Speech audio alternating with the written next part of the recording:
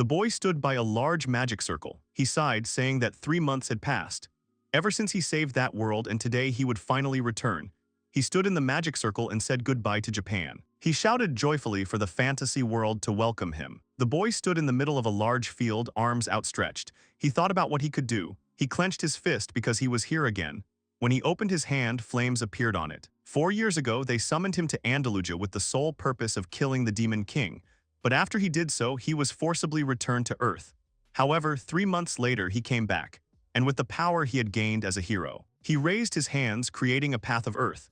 He thought about what he wanted to do. At that time, some people were running away from there when suddenly something grabbed their legs. They were surprised. The guy wanted to be surrounded by beautiful girls.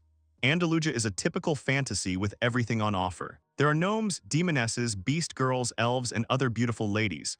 A harem that can only be assembled here and with the power of a hero.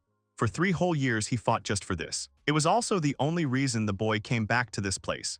He came to this beautiful world of sword and magic only for his hero dream. An old man shouted at the guy that he really was incredibly strong, because he had defeated so many mercenaries when he was already completely desperate. The guy scratched his head awkwardly and said that everything was fine, because he just happened to be there at the right moment. The man said that a year ago he did not drive on this road because of robbers.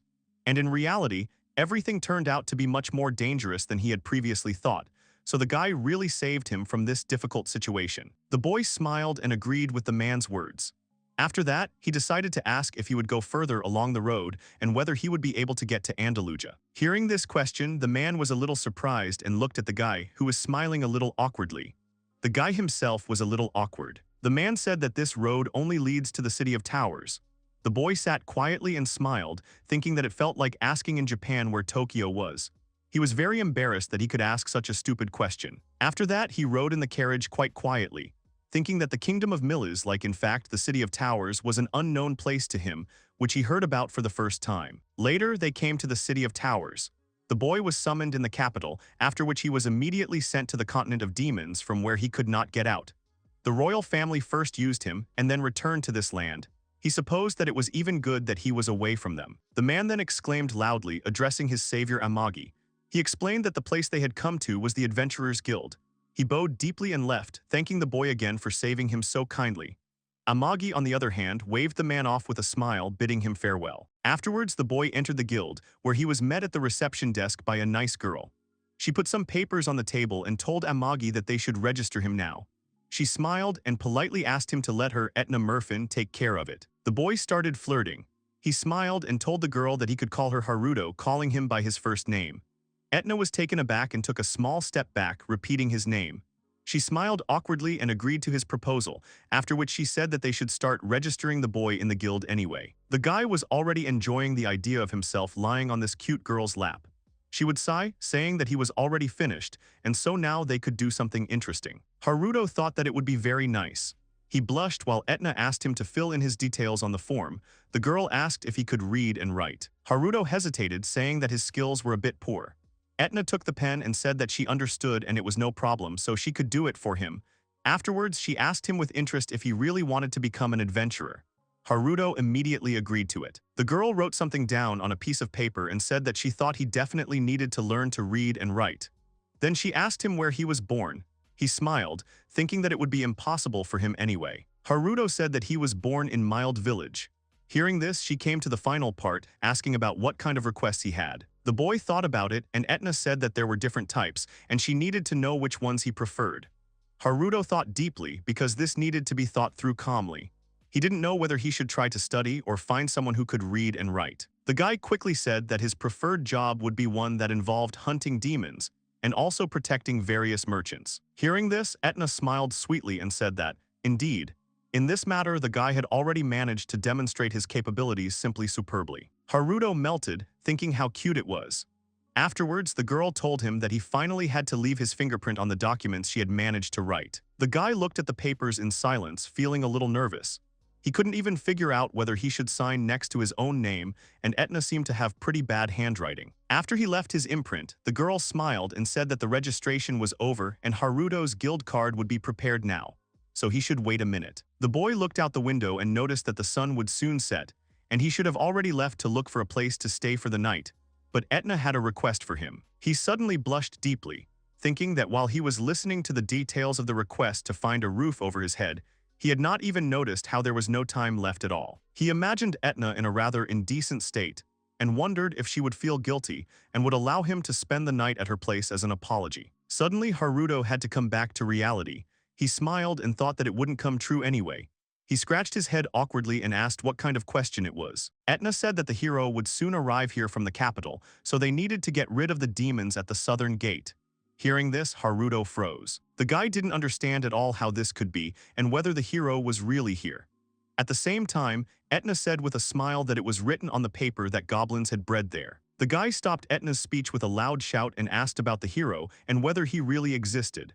With a smile on her face, the girl asked if he really didn't know about it. She said that someone who could use the holy sword had recently been found, and shortly after that, its existence was publicly announced. Hearing this, Haruto turned noticeably pale. He didn't understand at all what kind of owner of the holy sword was, because in his case everything was completely different. He was sweating from nerves. His hands trembled and he sank down a little, asking if there was a need for a second hero. The guy was talking about how the Demon King had been dead for a long time. Etna was very surprised, after which she said that she had never heard of anything like that. The girl asked if he had really been killed. Haruto started shaking. He hesitated and said that he wasn't sure since one of the local children had told him about it recently. Etna asked if he was sure since she thought that such news about the death of the Demon King would have caused a stir. The boy laughed and said that it was true and maybe he had misunderstood something. Now it was about the request for the subjugation of demons. Suddenly he stopped and thought about what it all meant, that there were several demon kings. Haruto thought that if there was one for each country of people, it would be a really serious problem. Etna smiled and said that was all. Noticing Haruto's expression, she asked if there was a problem. He stopped, then clarified that he just needed to get rid of the goblins near the road. Suddenly, Haruto noticed something that made him very surprised. He turned away and pressed himself against the map, then turned to Etna and asked if she had ever heard of Andalusia. The girl was surprised by this question, after which she apologized and said that she heard about it for the first time. Haruto turned pale. He looked at the world map and thought that it did not look like the map of Andalusia at all. He was in a great panic, wondering if this was supposed to be Andalusia. Etna awkwardly asked if there was some mistake on the map. In the end, Haruto had to be at the guild by 8 o'clock tomorrow morning. He also learned from Etna about the nearest inn and weapon shops. He lay in bed, thinking that he had previously thought that Andalusia was just something that few people knew about, but it seemed like he was somewhere in a completely different world. He turned on his side, not understanding why he was a little afraid. Although he couldn't read, if he remembered, the writing in Andalusia was completely different. Remembering Etna's handwriting, he thought that her writing wasn't so bad. Fell asleep, he hoped that she would forgive him for this. The entire night passed quickly enough, and Haruto's alarm went off on his phone. He yawned and turned it off, amazed that it was already morning. He wanted to wake up and be sandwiched between two beautiful girls. He blushed a little at the idea. Haruto came out of the room where he was met by another man. He noticed that the guy was already awake and then asked if he had slept enough. The guy said that he really got some sleep for the first time in a long time. The man was happy and said that Ka would be very happy about that. Haruto took a small bite of the loaf of bread, thinking that he really was very comfortable on the soft bed. He thanked the man for the food, after which he told him to put the rest in a box that he would take with him. The man agreed and wished the boy good luck at his job. Haruto went out thinking about one night at the inn. Not counting the food, it cost 4,000 call. The short sword cost him 30,000 call. Although he was in no hurry, he made it by 7:30. He walked in thinking he was a capable guy and had charm. 10 minutes had passed since the appointed time, but no one was there. Suddenly, someone entered the room while Haruto was thinking that he would be happy to work on Etna's feelings for him. Suddenly, the unknown person took a deep breath, after which she loudly greeted them and said that today she was again in their care. A surprised Etna entered the room and greeted Sharon. She said that the girl didn't have to scream so loudly. She apologized loudly. Haruto was horrified. Sharon said cheerfully that the morning greeting should be full of energy. The sweet girl said that her grandmother always told her so. Haruto looked at them and thought that yesterday he had just been told about a companion. He blushed a little, thinking that he was already tired of the solitary way. Etna said that she had to make a small clarification. She introduced Sharon to Amagi Haruto. She said that just like Sharon, he recently became an adventurer. The other day, Haruto defeated 15 bandits by himself, and he also knows how to use magic. Sharon was very excited when she heard about 15 bandits. She said that was really cool, and he was a mage, so she was just thrilled. Afterwards, Etna introduced Sharon to the guy. She noticed that Sharon had only recently become an adventurer and was now doing small jobs around town. She didn't want to let her go alone, but if they went together, there shouldn't be any problems. Haruto was a little surprised when he learned that Sharon was an adventurer like himself. He thought it was a bit unladylike, but he quickly came to terms with it. He gave his name and said he was glad to meet her. Sharon also called out her name and bowed, saying she was pleased to meet him.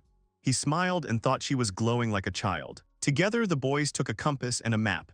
They looked and noticed that the search area was marked on the map. All they had to do was go around it and get rid of the goblins. He closed the map. Since the area was quite close to the city, he probably wouldn't meet anyone strong. He turned and asked Sharon if it was time for them to go. He also asked her to call him by his first name.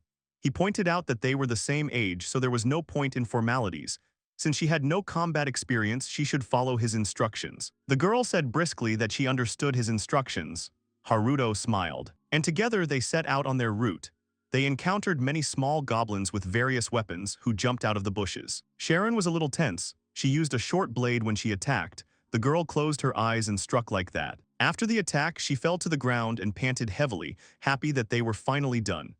Haruto turned around and said that she was doing pretty well for her first time. He handed her a handkerchief and told her to treat the wound so as not to get infected with anything. She looked at him for a moment, then kindly took the handkerchief and thanked him. Haruto wanted to use healing magic, but unfortunately he couldn't. The guy said that they should take a short break and then move on.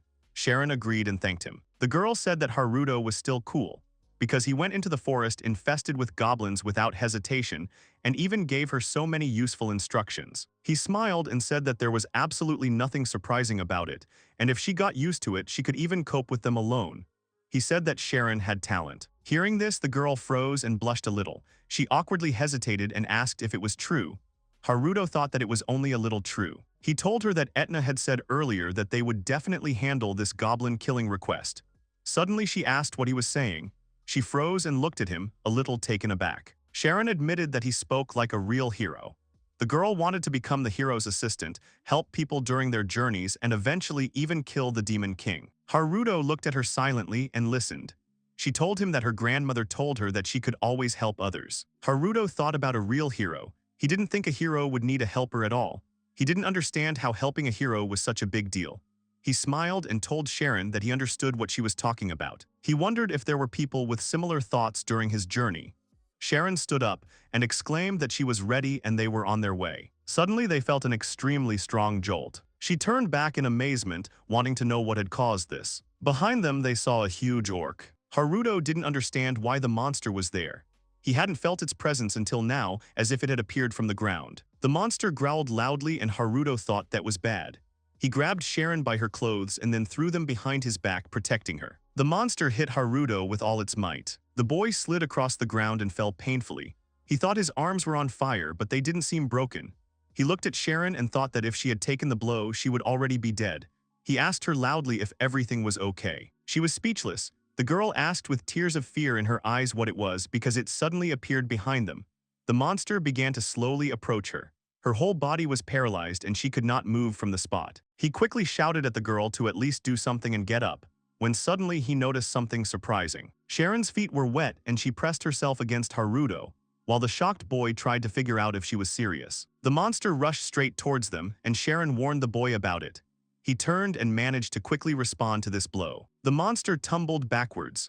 Haruto turned to Sharon and told her to step back right now. She hesitated, afraid to leave him alone. He said that everything was fine and that he alone would be enough for this monster, otherwise she would only distract him. These arguments were convincing, so the girl obediently stepped back. Haruto was glad about this, thinking that now he needed to sort this out. He took a step and raised his hand, concentrating magic in it. Suddenly some vines started to appear under the monster's feet. Haruto used earth bondage. The monster's limbs were shoved in and he roared loudly, trying to get out. He used all his strength and still managed to tear them apart. However, at that moment, he was not prepared for the sudden attack that Haruto carried out. Thanks to this, the boy was able to carry out a quick and agile attack that passed through the monster. As Haruto stood on the ground, the monster roared loudly again. The boy carefully ran his hand along the blade of his sword, thinking about how powerful it was. However, this had its flaws. He charged again, gracefully cutting through the monster's flesh. He knew that his strength as a hero was always at its best. He moved extremely quickly, striking one blow after another. It was truly an amazing sight. Haruto sighed and turned around, thinking that this was the end. However, the moment he turned around, he gasped in surprise. He saw behind the monster a small, but quite bright flash that was rushing towards the monster. In the blink of an eye, everything was filled with bright light, after which a strong explosion was heard. Haruto covered his face with his hand, not understanding what happened. He saw the monster's pitch-black body fall to the ground. The guy wasn't sure, but energy bullets usually cause such explosions. He was surprised by such magic.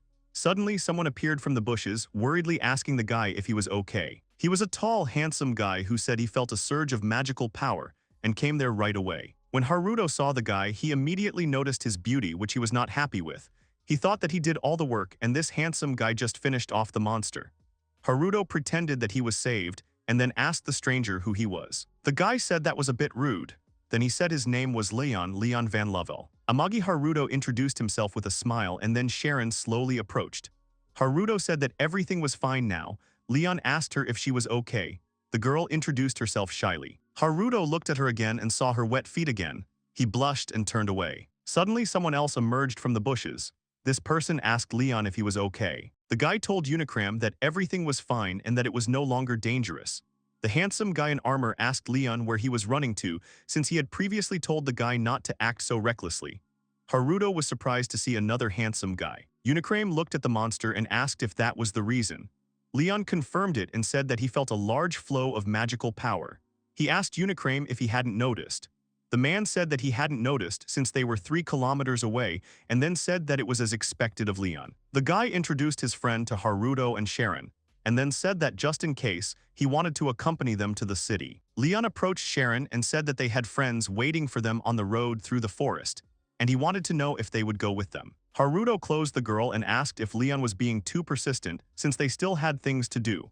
The guy exclaimed that it was dangerous since they could be attacked by the same monster and they should return to the city. Unicram stopped his friend and said that Leon would cause them more problems.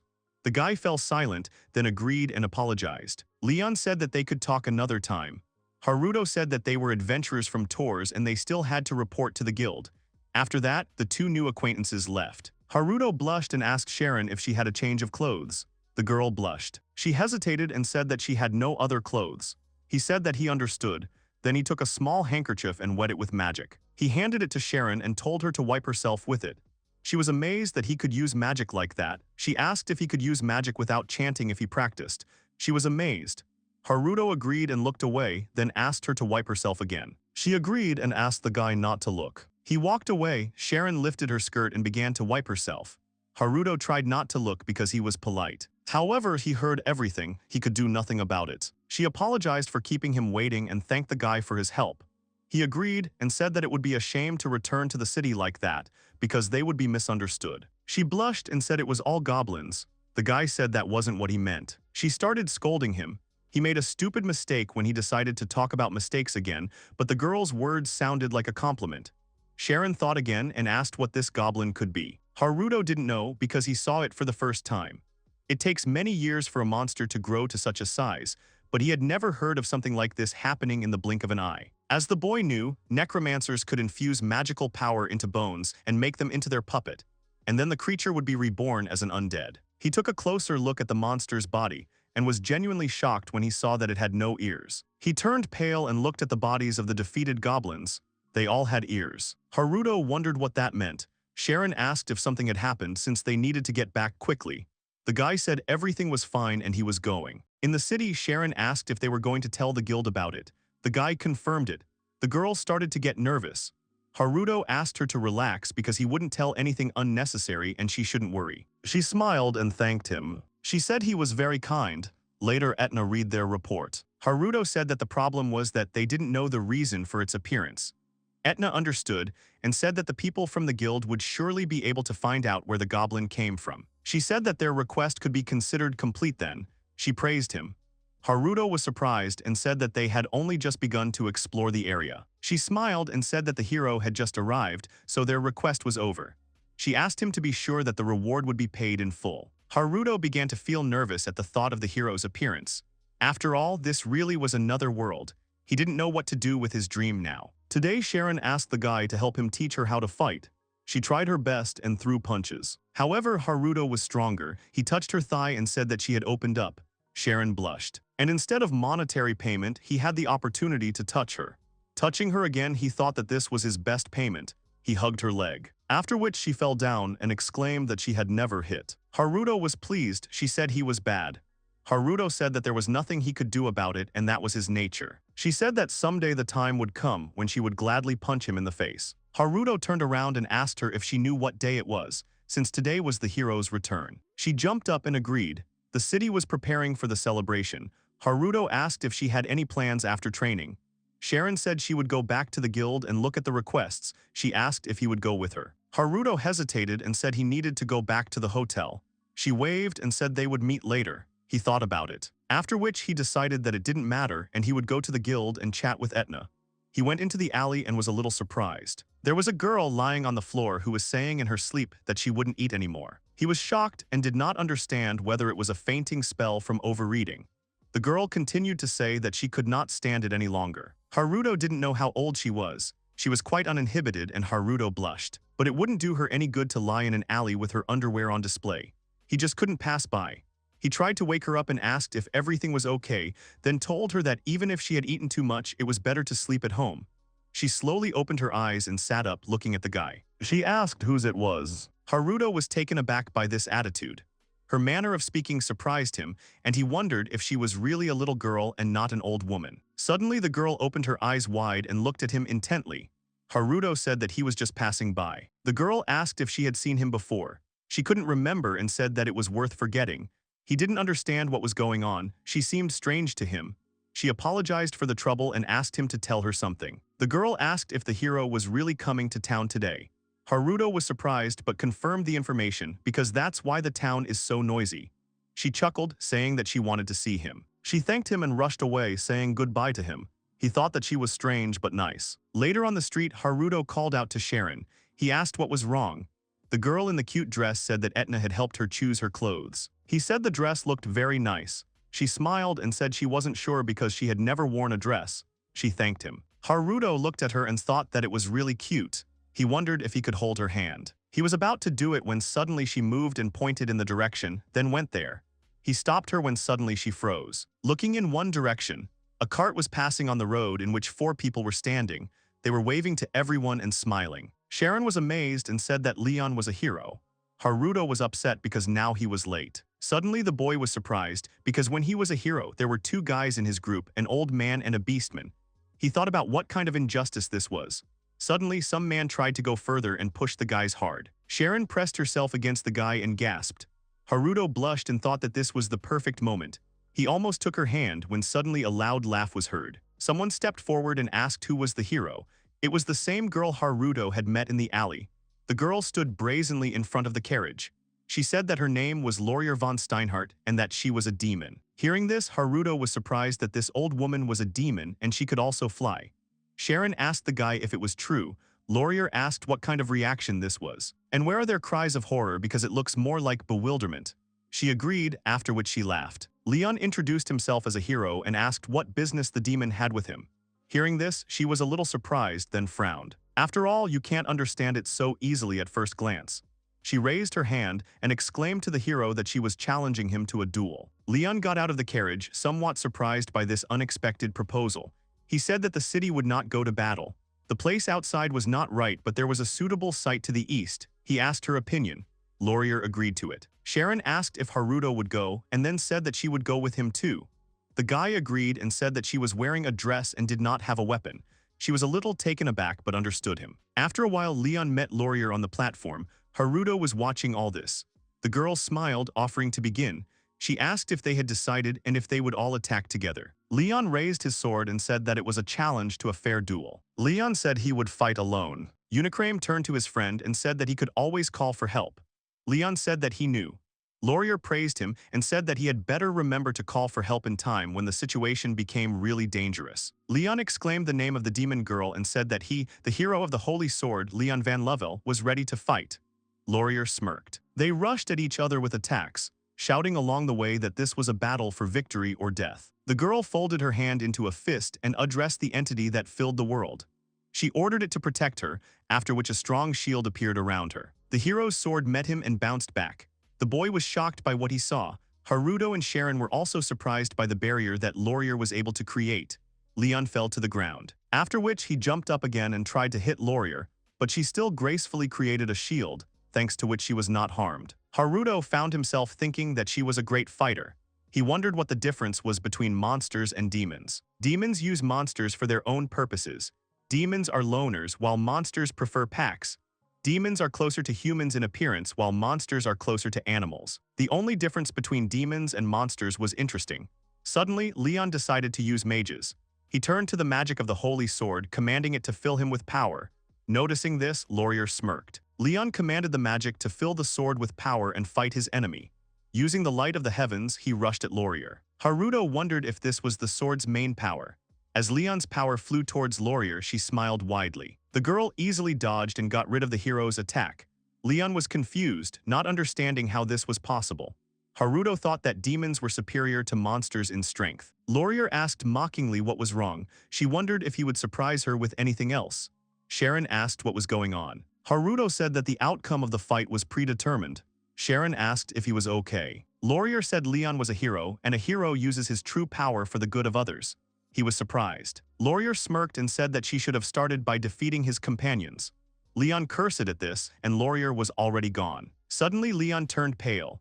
The boy's friends were surprised when they suddenly noticed that Unicram's armor was pierced and blood was flowing from his mouth. Laurier had wounded him. Unicram fell flat on the ground, unconscious. Leon was stunned. He rushed to attack Laurier. The girl noticed that his strength had increased. She looked at the hero's other friends and said that he was still weak. Leon cursed again. Leon immediately rushed to attack Laurier. He exclaimed with great anger, indicating to the girl that she should not even dare to touch Aura and Coraline. Laurier was not affected by his attack because of the shield. She smirked. Having learned the name of Leon's companions, she asked if his strength would increase if she healed them a little for now. The embittered hero ordered her to be silent and said that he would not allow her to do so. Haruto closed his eyes, somewhat shocked by what was happening. He immediately noticed that Laurier had provoked Leon and he had fallen for it so easily. The hero was clearly not the type to say in such a situation that he expected it to be like this. Laurier raised her hand and, commanding with her name, summoned a blast wave. The hero was badly wounded in the chest and fell. He cursed. His friends immediately came up and looked at him with concern. Laurier sighed deeply, saying that the hero had been so battered. She said it was disappointing. She looked away, asking why she had ever expected anything more from him. Suddenly, their eyes met Laurier's. Laurier smiled and said that he was the same guy she had met not long ago. Haruto smiled and said that he hadn't thought she was a demon back then. Sharon looked at her friend in confusion. Haruto turned to the girl and asked if it was fate that they met again. He said that perhaps in honor of this event she should leave. Hearing this, Laurier looked up and thought about his proposal, then said that he might be right. Suddenly her gaze became somewhat empty, and she said with a smile that this would not do because she still wanted to see everything that the hero was capable of. In the blink of an eye, she jumped up and tried to attack Haruto, but he had a quick enough reaction and blocked the attack. Laurier was seriously surprised when she saw this. Haruto turned to Sharon and shouted at the girl that she needed to get out of there immediately. He swung his sword, knocking Laurier away from himself. When the demon was back on the ground, he turned to her. Laurier noted that the guy was quite capable. She immediately said that he was stronger than the same hero. Haruto thought that he had to defeat this demoness, and to be honest, it would be hard to do it alone, but he had to win no matter what. She was laughing at the same time. He took the hilt of his sword and took a deep breath, preparing to start the fight. Haruto quickly summoned his earthly bonds and commanded them to bind the girl. She was surprised but amused. She smirked and said that this was quite interesting magic. She swung her leg and quickly tore the bonds apart. By this time, Haruto was right in front of the girl. He swung his sword as she tried to say something. She was surprised and created a shield, but Haruto continued his attack, causing Laurier's defense to slowly crack, causing her to panic. In the blink of an eye, her shield shattered completely, and Haruto broke through her defense. She grabbed his sword with her hand, causing her to be covered in blood. Haruto was a little surprised when his gaze caught on the surroundings. He let go of one hand and grabbed Laurier with it. The people who had gathered around were shocked by the simply incredible strength of these people. Laurier smiled and noticed that Haruto was indeed strong. He thanked her for her kind words. At that moment, he summoned his bonds again, trapping Laurier. She hadn't expected it. She asked in amazement how that was possible. She turned and was surprised to see that he could cast spells without even chanting. While the girl was busy talking, Haruto didn't waste time. He made a quick swing with his sword, which wounded Laurier. The girl froze while blood began to splatter in the air. Haruto looked at her calmly. In the blink of an eye, Laurier's hand fell to the ground with a loud sound. It rolled for a bit before coming to a stop. Haruto slowly turned around and looked at it, thinking that such wounds on demons would heal completely in a couple of days. Laurier's face was filled with mixed emotions. Haruto thought that she was at least incapable of aiming instantly now. Laurier, however, was not going to give up. She raised her remaining hand into the air and was about to cast another spell. Haruto quickly rushed towards her and began to attack her with his sword one after another, wondering if she really thought he would let her do this. Laurier was genuinely shocked. She slowly retreated back. Haruto launched one attack after another, not giving Laurier a chance to rest at all. In the end, her other arm was injured to the point that it was bleeding all over. She screamed loudly, but Haruto did not think to stop. The girl cried out in fear for him to stop and stop. She waved one of her hands and said that she was giving up and had already lost, so he should stop. It was only at this very moment that Haruto decided to slow down his attacks a little. He slowly lowered his sword and asked the girl if she understood that since she had already admitted defeat, her life would be the collateral. She quickly shook her head and said that she agreed. She raised her index finger and showed him that he could see for himself that she had practically lost her right arm. Afterwards, Laurier looked at her remaining limb rather intensely and said that her left arm was very badly damaged. She put her hand on her side and sighed, asking how he dared to do such a thing to a small and weak girl. These words angered Haruto, and he wondered if she was mocking him. After that, she smiled widely and said that it was okay because he was strong. The girl noticed that for the first time in a long time, she was actually able to enjoy the fight. Haruto awkwardly looked away and said that maybe that was true, but he was not the type. Kei gets pleasure from such things. He raised his head proudly as if giving her a lesson. Laurier asked in honest bewilderment if it wasn't fun to fight. She asked if he was really that crazy. After that, she laughed again quite loudly and happily, saying that she had lost on all counts after all. Leon looked at the girl with a completely confused expression as she talked about how she had been looking for someone stronger than her for a long time, and now she had fallen in love with him, who was able to defeat her in a fair fight. She winked at Haruto and said that she would serve him from now on, and he should be grateful. Hearing this, Haruto didn't understand the full meaning of her words at first, but the moment he fully understood everything, he gasped loudly without understanding it. It was a very hot and very sunny day. Haruto opened the door of his house, then laid the sleeping Laurier on the bed and fell to the floor from exhaustion. He looked at her and thought that he had to take revenge for being pushed off his own bed. Haruto remembered that yesterday she had lost her right arm and had seriously injured her first one, and this sight could not cause him much excitement. However, he thought that it was also his own fault. Haruto looked at the girl, after which he gently touched her. The guy pressed his index finger on her skin and looked at it. After that, he took her fully in his hand and squeezed her while she was fast asleep. Haruto thought that yesterday, after the fight, she told him that she fell in love with him, and so he decided to accept her love for himself. It was all because Laurier was a beauty and also a demon. He continued to touch her, thinking that she would be a perfect addition to his future harem. Naturally, Leon was far from happy with this outcome, but Haruto still managed to convince them. In the end, it was Haruto who defeated her, so they didn't really have a choice in the first place. Leon sighed and smiled awkwardly and said that he had nothing to say in response to that. Haruto looked up and thought that this was exactly what one would expect from a hero. Laurier smiled and said that sometimes it was even good to feel the bitterness of defeat. After that, Haruto lightly hit her on the head as if giving a warning. Sharon, for her part, looked rather offended by the situation that had developed. She pouted and looked away from Haruto. Noticing this behavior, the guy was quite flattered. He thought that this was quite an interesting turn of events. Noticing Haruto's sly smile on his face, Sharon blushed deeply and punched him in the stomach, saying that everything was not at all as he might think. Laurier, in turn, saw this blow and stopped Sharon in admiration, saying that this girl was really able to hit Haruto. She turned to Sharon and said that she, too, was incredibly amazing. Sharon looked at Laurier with some discomfort. She saw the little demon with a bloody hand and a wide smile reaching out to her. It was natural that this would be a shock to the timid Sharon. She flinched but did not retreat from the little Laurier.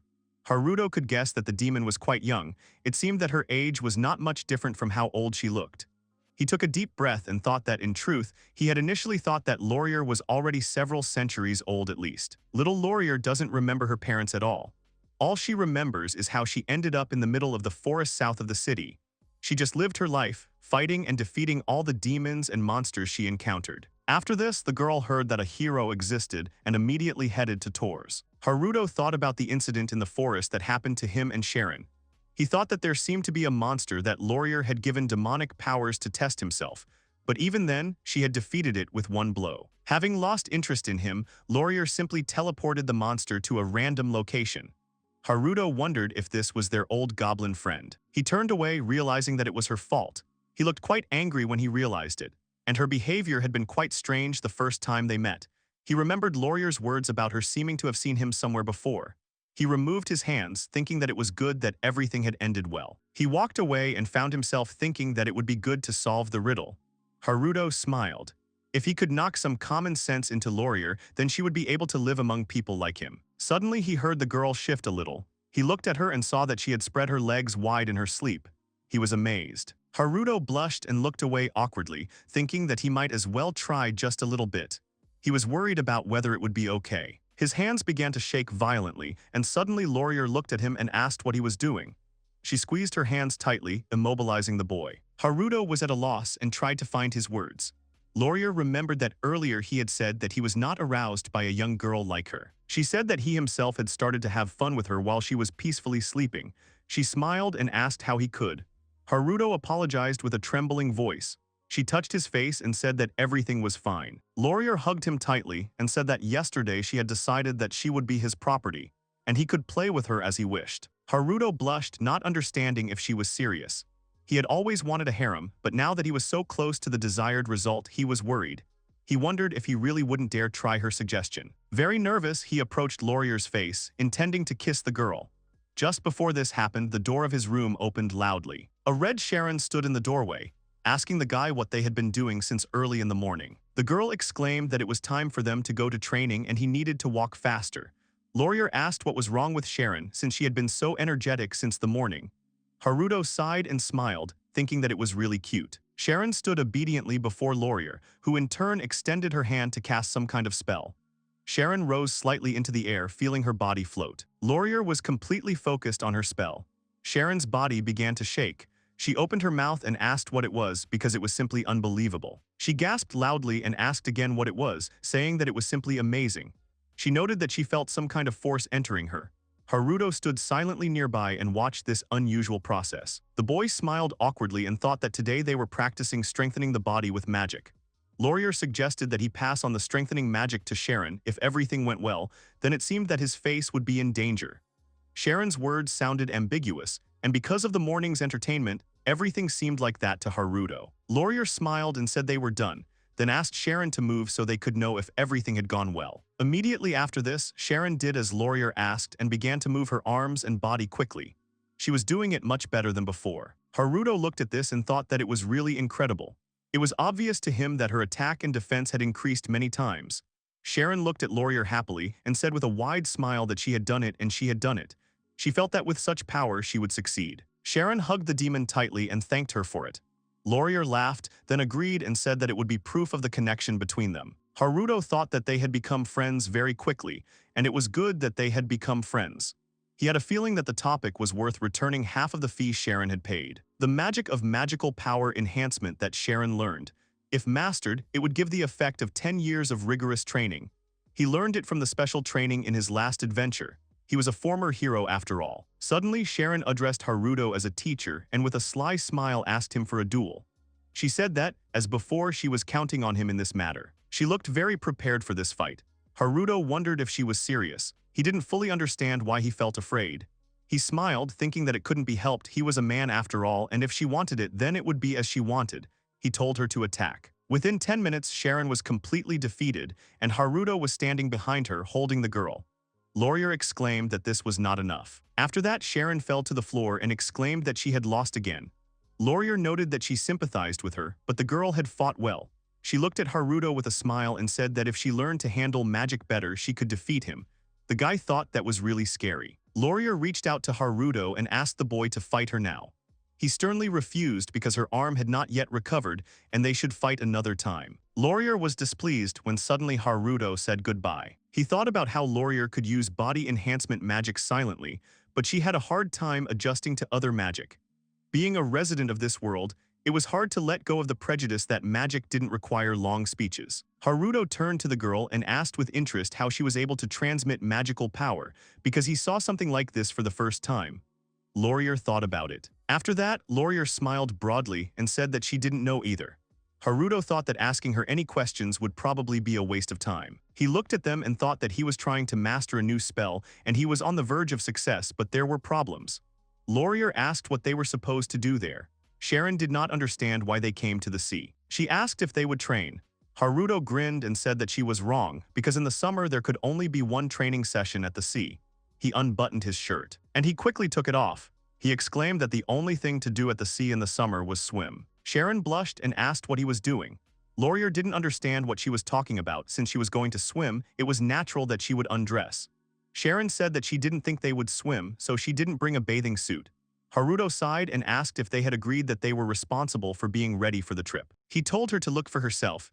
There was no one around at all and no one would see her there, so there was no problem. She blushed and said that there was Haruto himself, which was the main problem. The guy smiled and thought that this was what was expected, even if she was right about something. He turned to Laurier and asked if she needed any clothes for swimming. She thought about it and said she would do so. After all, the point of bathing wouldn't change. Sharon was surprised and tried to stop the girl. Laurier said that if she only saw Haruto, then everything would be fine. Sharon asked the girl to cover at least her chest. Laurier asked what was wrong since Haruto's chest was showing too. Sharon, flushed with embarrassment, said that boys and girls were different. Laurier said she didn't mind taking off her underwear, but Haruto was wearing them, so I guess it was supposed to be that way. Sharon looked away and said she understood. She took her things and went to the side where she began to take off her clothes. Haruto thought it was a fascinating sight. When she finished, Haruto blushed. Sharon covered herself and told the guy that he was staring so long and so intently that she felt awkward. Haruto blushed deeply as he watched his girlfriend. Suddenly, Laurier came up behind him. She smirked and told him not to be selfish and not to touch her. After that, Sharon ran up to her and took her hand. With a smile on her face, she suggested that Laurier have some fun. They looked at Haruto together and said that they would leave him there. The guy was very confused. He raised one hand and awkwardly told them that he would go to them too.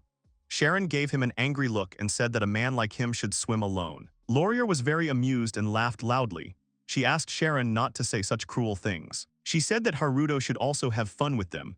However, if a man saw her like this, he deserved to die 1,000 times. Haruto awkwardly approached them, and together they went into the water. Even though Haruto was Laurier's master who liked to touch sleeping girls, Sharon was stunned and asked what she was talking about. Laurier reminded her friend about the day she pretended to be asleep. Haruto blushed to his ears and asked the girl to stop talking about it. When they were finally tired, they came out of the water and lay down together to rest. After that, they returned to the city and entered the guild. Haruto opened the door and immediately heard Etna's greeting. The girl smiled sweetly. She told the extremely happy Haruto that she had been waiting for him for a long time. The guy smiled and wondered if it was true and if she really wanted to see him. At this time, Sharon looked at them skeptically. Etna smiled and said that she had a personal task specifically for Haruto, and it came from the capital department of the guild. The guy was upset because it turned out that she was talking strictly about business. Afterwards, Etna led Haruto and his two companions to the guild master's room. A rather old man was sitting in a chair in front of the boys. He said that he was the guild master of the city of Tours, and his name was Cries. The man clasped his hands and said that he had already heard rumors about the guy, and they were all positive. Etna stood quietly nearby and smiled. Sharon introduced herself awkwardly and rather nervously, and then said that she was pleased to meet him. Laurier von Steinhardt proudly gave her full name and said that she was now the property of Haruto. Cries smiled and shook his head, saying that the girls with Haruto were really cute. Suddenly, his face became more stern and he looked at them carefully. He said that he wanted to clarify something first. He recalled that during the hero's second visit to the city, he had a fight with a certain demon. He looked at Laurier and asked if this was the girl. Haruto calmly confirmed this information and asked if there was any problem with it. Cries awkwardly said that it was not like that at all and he did not want any problems. The guild master explained that he only wanted to satisfy his curiosity. He picked up the papers and said that the mission was that the capital wanted Haruto to come there and become a trainer.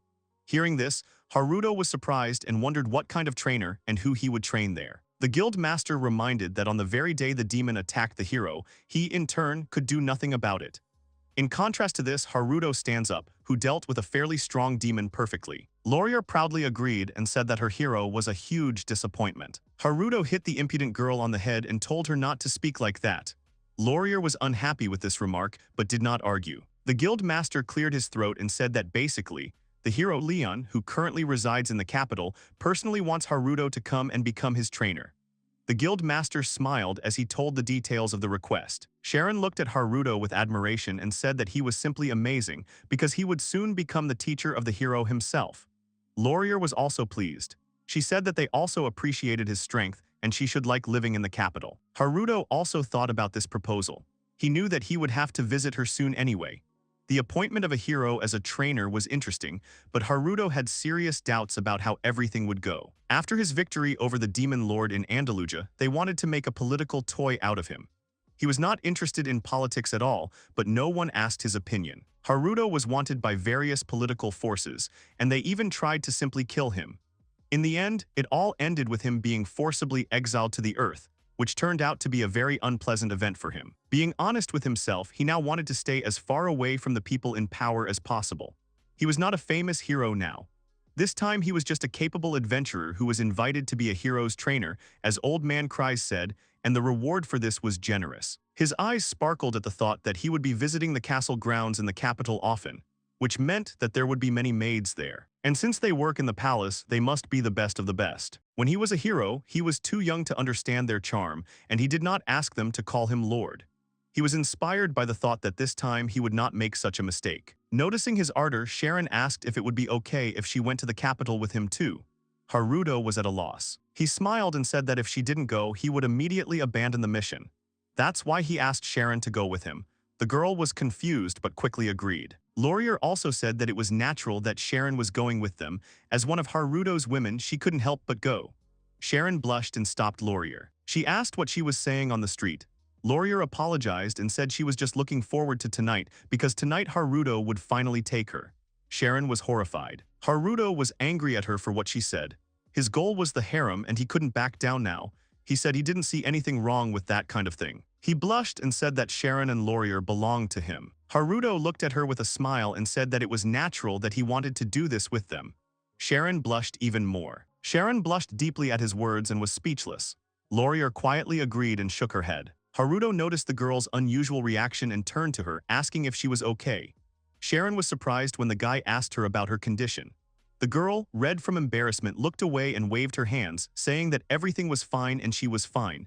She tried to connect her thoughts while Haruto looked at her in confusion. Sharon turned away and quickly ran away, saying that she had to return to the room immediately. Laurier asked what was wrong with her because she looked like a burning troll. Haruto was surprised that Laurier asked. He wondered if she had decided to stay and not go with them. He didn't know if he should worry. He waved it off, thinking that everything would be fine. At night, he took a deep breath, then screamed loudly. He was breathing heavily. Laurier looked out the door and said she hadn't heard anything. Haruto was glad it had worked out. This is not a combat magic, but a sound-absorbing magic. Laurier sat down on the bed. Haruto explained that this magic was created to hide all sounds, including voices. Laurier asked why they needed her. Haruto said it was a stupid question and they would need her tonight. Laurier was surprised. She said that every night he did nothing more than touch her, and she thought he was being faithful to Sharon. He was afraid that voices would be heard. They lay down and she asked him what he called this magic. She smiled. Haruto thought it might be a love field.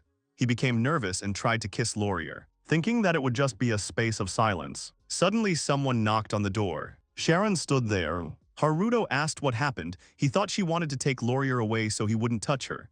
Sharon was silent, so he asked her again. She squeezed his hand and said that she would go too and be with them. Haruto was shocked. He looked at her nervously and tried to think about everything she said. Laurier noticed that Sharon had come too. She called her friend over so that the three of them could do it together. She said that even if it was her first time, she was ready. Sharon awkwardly said that it was her first time too. Haruto hugged them and wondered if it was true. He noticed the extremely pleasant feeling of their hands. Haruto was already happy from hugging them. He pulled Sharon by the waist. She was surprised by his actions, after which she closed her eyes and reached out to him. Haruto kissed her gently, then he looked at Laurier. Since they were inexperienced, their kisses were just a brush of lips. After that, he kissed Laurier, who blushed from it. No matter how much he did, he would never get tired of it. This feeling that from this moment everything interesting was just beginning. The guys took off their clothes and so the night began. The bright and warm morning came rather quickly. The sun's rays penetrated the room through the medium-sized window. 3 young people were lying in bed under one blanket. Haruto slowly opened his eyes and winced. He noticed that he was getting a little out of breath. Suddenly the boy opened his eyes wide. He realized the situation. There were 2 girls lying on either side of him. He raised his head slightly and thought that he had been awakened by the feeling of suffocation, and that was the reason for his feeling. He lay back down, thinking that their bed was quite narrow and the 2 of them were very cramped on it. Suddenly he blushed a little, looking at the girls. He squeezed his hands slightly. After which Sharon and Laurier blushed. He touched them lightly. Suddenly one of them opened her eyes. Sharon looked very sleepy. She rubbed her eyes when Haruto wished her good morning and asked how she was feeling. She blushed and looked back, then said that everything was more or less fine, although she still felt some discomfort in her lower part from the night. Suddenly she shuddered. She felt awkward. Haruto put his arm around them. Laurier smiled and said that he had been very active last night and that he was already starting to show initiative this morning. She said that he never seemed to get tired. Haruto smiled lightly and said that he believed that he still had a lot of strength. Suddenly Sharon and Laurier noticed something and blushed deeply. After that, Haruto kissed Sharon and they continued. Thus, their morning was quite hot. Haruto completely forgot to use the magic of the space of silence. When they left, the tenant of the room, with a smile and a slight blush, joked about this, which greatly embarrassed Sharon. After that, they all left, and the tenant was approached by his own girlfriend who looked unhappy. Before leaving the city, Etna said with a smile and tears in her eyes that it was time for them to say goodbye. She remarked that she was very sorry that they had to part. Etna firmly stated that she would miss the 3 of them, but the imperial capital was quite close, so she was sure that they would definitely meet again together. Haruto grabbed Etna's hands and agreed with a glint in his eyes. He said that since they would definitely meet, the girl didn't have to start a relationship during that time. Hearing this, Etna blushed a little. Sharon looked at Etna with great displeasure, while Laurier watched Haruto's expression in confusion. An awkward silence followed. The guild master and Etna handed Haruto a small scroll and politely asked him to take it with him to the royal palace. The man said with a slight smile that although Haruto's identity had already been confirmed by the guild card, the guild master had written recommendations just in case. With them, the boy would be able to enter the palace without any problems. Etna smiled broadly and told Haruto to try hard in the capital. Sharon waved at them with a smile and thanked them for everything they had done for them. Laurier smiled as they were thanked too. They set off. As they walked, the silhouettes of Etna and the guild master gradually became more distant until they disappeared from their sight completely. Haruto looked at the sky and wondered if he would have written this letter if there hadn't been an official request. He pushed those thoughts away because the good thing was that everything had worked out well. They were riding on a carriage. Haruto thought that Tours was the first city he visited in this world. Laurier yawned while Sharon quietly looked at Haruto. The guy thought that it was in this place that he met Laurier and Sharon. He decided that he would definitely return to this city and find more girls next time. He must succeed in creating his harem. Suddenly, Sharon looked at the boy a little awkwardly and turned to him. Haruto sighed and said that it was time for them to go to the imperial capital. The kingdom of Milis is the imperial capital of militias. The boys arrived at the capital of the royal family for the special training of the hero Leon. Upon arrival, the boys were very impressed by the beautiful views of the kingdom. They talked about how amazing the capital was. Sharon noted that the time she came to Tours, the city seemed magnificent to her, but the capital simply amazed her with all its grandeur. The capital of the kingdom is the heart of this incredible place, and it is here that all roads from all possible cities converge. The city is much larger than Tours, it has many more mansions and streets, and it is also home to the royal palace. It can be called the oldest and most important city in the entire kingdom. It was there that the headquarters of various organizations and guilds were located, and there was the headquarters of the Church of Harmony, which gave the hero the sword. Haruto looked around the city a little and noticed a somewhat remarkable building. He assumed that it was a church. He took a few steps towards it and gasped in surprise. Suddenly he heard some light voices, which sent a slight shiver down his spine. He was surprised and looked around. The guy scratched his head and assumed that it seemed like some strange voices were coming from the church. He decided not to pay much attention to it, thinking that his imagination was just running wild. He told the girls that he had completely forgotten to tell them that he would be the one speaking and that they should remain silent during this time. If they still needed to say something, they should stick to simple and neutral phrases. They agreed and said that they understood Haruto. When they approached the entrance to the building they needed, a girl in a wide dress with a black skirt said that they had been waiting for them for a long time. The maid smiled at them and pointed to the door they should go through. Haruto lit up because it was she, the maid. Afterwards, she explained to the boys some more details that they should take into account. Haruto politely thanked the girl for her help, after which they, together with Laurier and Sharon, entered the door. This door led them to a large corridor. Right after they entered, someone addressed Haruto and his companions. A certain girl greeted the adventurer from Tor's city with a smile. The girl in the neat dress, with two servants standing behind her, introduced herself. Her name was Rifina Militia Gracia. This beautiful girl was the third princess of the kingdom. She smiled widely and said that she had been waiting for Amagi Haruto for a long time. The guy felt a certain awkwardness and said that he was also glad to meet her. Hearing that she was a princess, he noted that his thoughts were confirmed. His gaze accidentally fell on her chest, and then he thought that it was extremely large.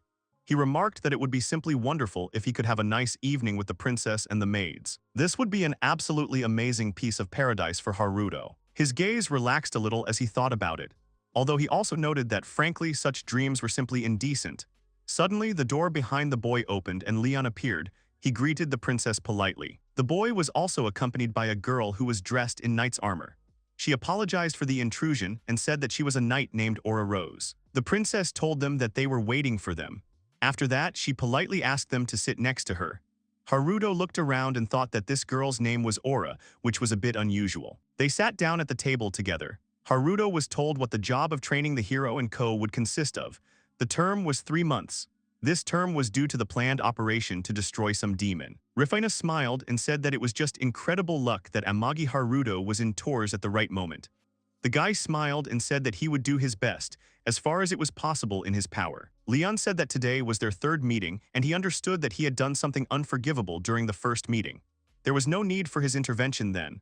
Although belated, Leon apologized for his behavior during that awkward moment. Haruto said that the guy had nothing to apologize for because everything was really fine. Suddenly, the guy noticed how the princess was quietly laughing. He turned around and was very surprised to see Laurier asleep at the table. He immediately apologized to the princess for his friend's behavior. Rifina smiled and said that everything was fine. The girl also politely asked Haruto to address her simply by her name and not by her title. Haruto smiled and said that, in that case, he would be very happy if she called him more simply. The princess followed Haruto's request and called him as he wanted, after which she asked if she did it correctly. She agreed with a smile and said that she even had the feeling that they were friends. After that, she called him by his name again. She said that she hoped that he could help Leon and his team become stronger.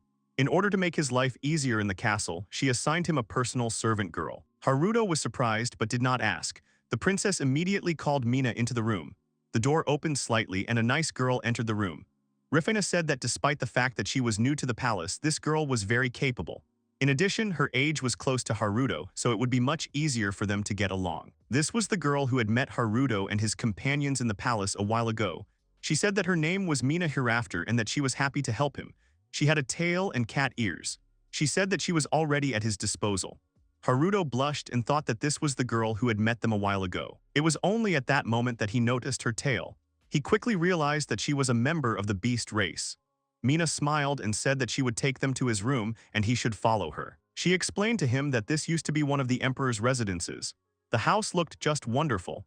Now this residence has been converted into a light guest house. Mina showed the guy a room with a large bed and said that they could use everything in the house. And if they needed anything, they just had to ring the bell that was in each room.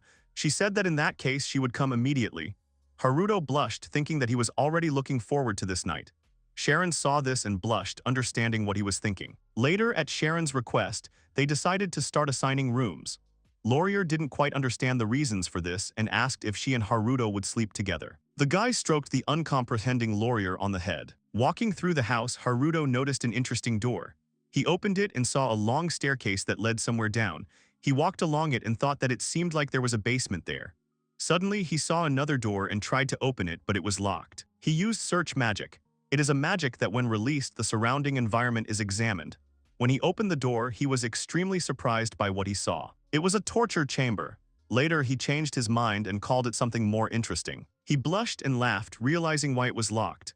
Haruto closed the door back and thought that he wasn't going to do that. He looked at the girls and thought that if he handcuffed Sharon or Laurier and then used the handcuffs, it would be interesting. He imagined it and thought it would be interesting, but he tried to come to his senses and calm down. He slapped himself in the face, trying to calm down. The girls looked at him in bewilderment. Later, evening came. The boys' table was beautifully set. and they enjoyed their food while Mina watched with a smile. Later, the boys were able to relax well by going to the hot springs. Suddenly, Haruto's gaze stopped at Sharon's neck. He stared at it for a while and then blushed. Suddenly, Laurier hugged him. He looked at her and asked what was wrong. She smiled and said that everything was fine, she just really liked sleeping curled up on him, so she thought that the bathroom would be just as nice. And Sharon came up and hugged Haruto too, which greatly surprised the guy. At that moment he thought he couldn't hold back any longer. Suddenly the door opened and Mina walked in. She noticed that they had entered the bathroom, so she came to rub their backs. Suddenly she was very surprised to see Haruto there. She asked in surprise why Haruto was there. Her tongue began to slur. She tried to justify herself. Finding no more excuses for herself, she blushed and ran out in shame. She apologized profusely as she left the room. Watching her leave, Haruto thought that she had just made a sound, just like a cat. Laurier noted how noisy this girl was. After leaving the bathroom, Haruto found Myra with a deep bow and apology. He explained the situation about his relationship with those girls. Mina said that she understood and mentioned that she had heard before that Haruto was a very strong man, so she should have guessed that something like this could happen. He wondered if that meant she thought it was okay for a strong man to have multiple girls. However, Haruto himself thought that polygamy was a very good thing. That night they hugged each other in bed again, and Haruto thought that there was one more thing they should have done before going to sleep. He looked at them, thinking that they had been riding in a carriage for 2 whole days to get from Tours to the capital. And then, just recently in the bathroom, they had been interrupted at the most interesting possible moment. The bed in the palace was simply magnificent in Haruto's opinion. It creaked loudly all night. Haruto also noted that the mattress was very high quality and elastic, and so another morning arrived. The boys slept peacefully all together, and when the sun had already risen, they went outside and saw many knights fencing. They apologized and said that they had heard earlier that Amagi Haruto was an adventurer with amazing abilities. However, it was one thing to hear about it, and quite another to see it with your own eyes. They both surrounded him and asked if Haruto could demonstrate his skills in combat. Aura noticed all of this. She turned to them and exclaimed that Amagi was personally invited by the hero and that the man's words were insulting. Haruto waved his hand and smiled, saying that everything was fine. He took out his sword and asked how about crossing swords in a sparring match. They all raised their swords enthusiastically and asked the boy for this battle. Haruto also raised his sword and stretched it out in front of him to engage in combat with the knights. The men laughed, saying they wouldn't mind a fight, and then attacked the boy. It wasn't long before the attackers were defeated by the boy and lay defeated before him. Haruto sighed, thinking that they were definitely weaklings. The girl behind him looked at this in surprise. The soldiers simply rushed at the enemy, and it seemed that this style of fighting was considered the norm on the continent. Then he said that he wanted to see what they were capable of, so he proposed a fight each with each. And then, warning that deadly magic was forbidden and swords should only be wooden. And so the training battle between Haruto and Leon began. The others watched with interest as the two fought bravely with swords. Haruto attacked the boy, who defended himself from his attack and then pushed him away. But the boy regrouped, crouching on the ground, and then attacked Leon again, who was not expecting the attack. Leon's sword flew to the side, leaving him without a weapon. Everyone looked at the unfolding situation in surprise. Haruto looked at his opponent and then asked him to answer why he was giving up so quickly. To which he replied that he couldn't use magic, so without a weapon he was helpless. The boy sighed, saying that he would teach him to think differently. Then he threw his sword into his hands, telling the boy to watch carefully. And while he was a little confused, Haruto kicked him in the stomach with all his might, causing him to utter curse words. And again, the guy's action caused surprise among the girls. He then asked Leon to note that he had dealt with him with his bare hands, saying that even if he had lost his weapon, the boy could somehow distract the enemy. He walked up to the sword that was sticking out of the ground and, pulling it out, said that there was always the opportunity to pick up a weapon. And while Leon was being put in order, Haruto thought that although it was unpleasant, it would be a good example for the hero. He then turned to the girls, saying that the same applied to the 3 of them, saying that their tactics were too straightforward. He then suggested that they try to come up with unconventional ways to deal with the enemy. The girls agreed with the guy, while the guy thought that he was a real teacher. And while the guy was thinking about this, the priestess called him, threatening him for offending Leon. Haruto asked Leon to repeat it again, and the boy slowly agreed with him. And Haruto thought that boys always had it harder. As he walked down the street, he thought about how little Amagi had learned about the church this month. He hid around the corner.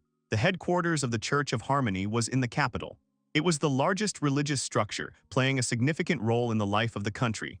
Haruto assumed that the church advocated for the equality of different races, The first in this country to recognize Leon as a hero was the church. Then he thought that there were some voices heard in the church rooms, using scanning magic. The guy saw several church workers who were on different floors. He was interested in the 3 underground floors. He was curious about what was there. Haruto scratched his head and said that there was nothing clear inside, but he wanted to figure it out later.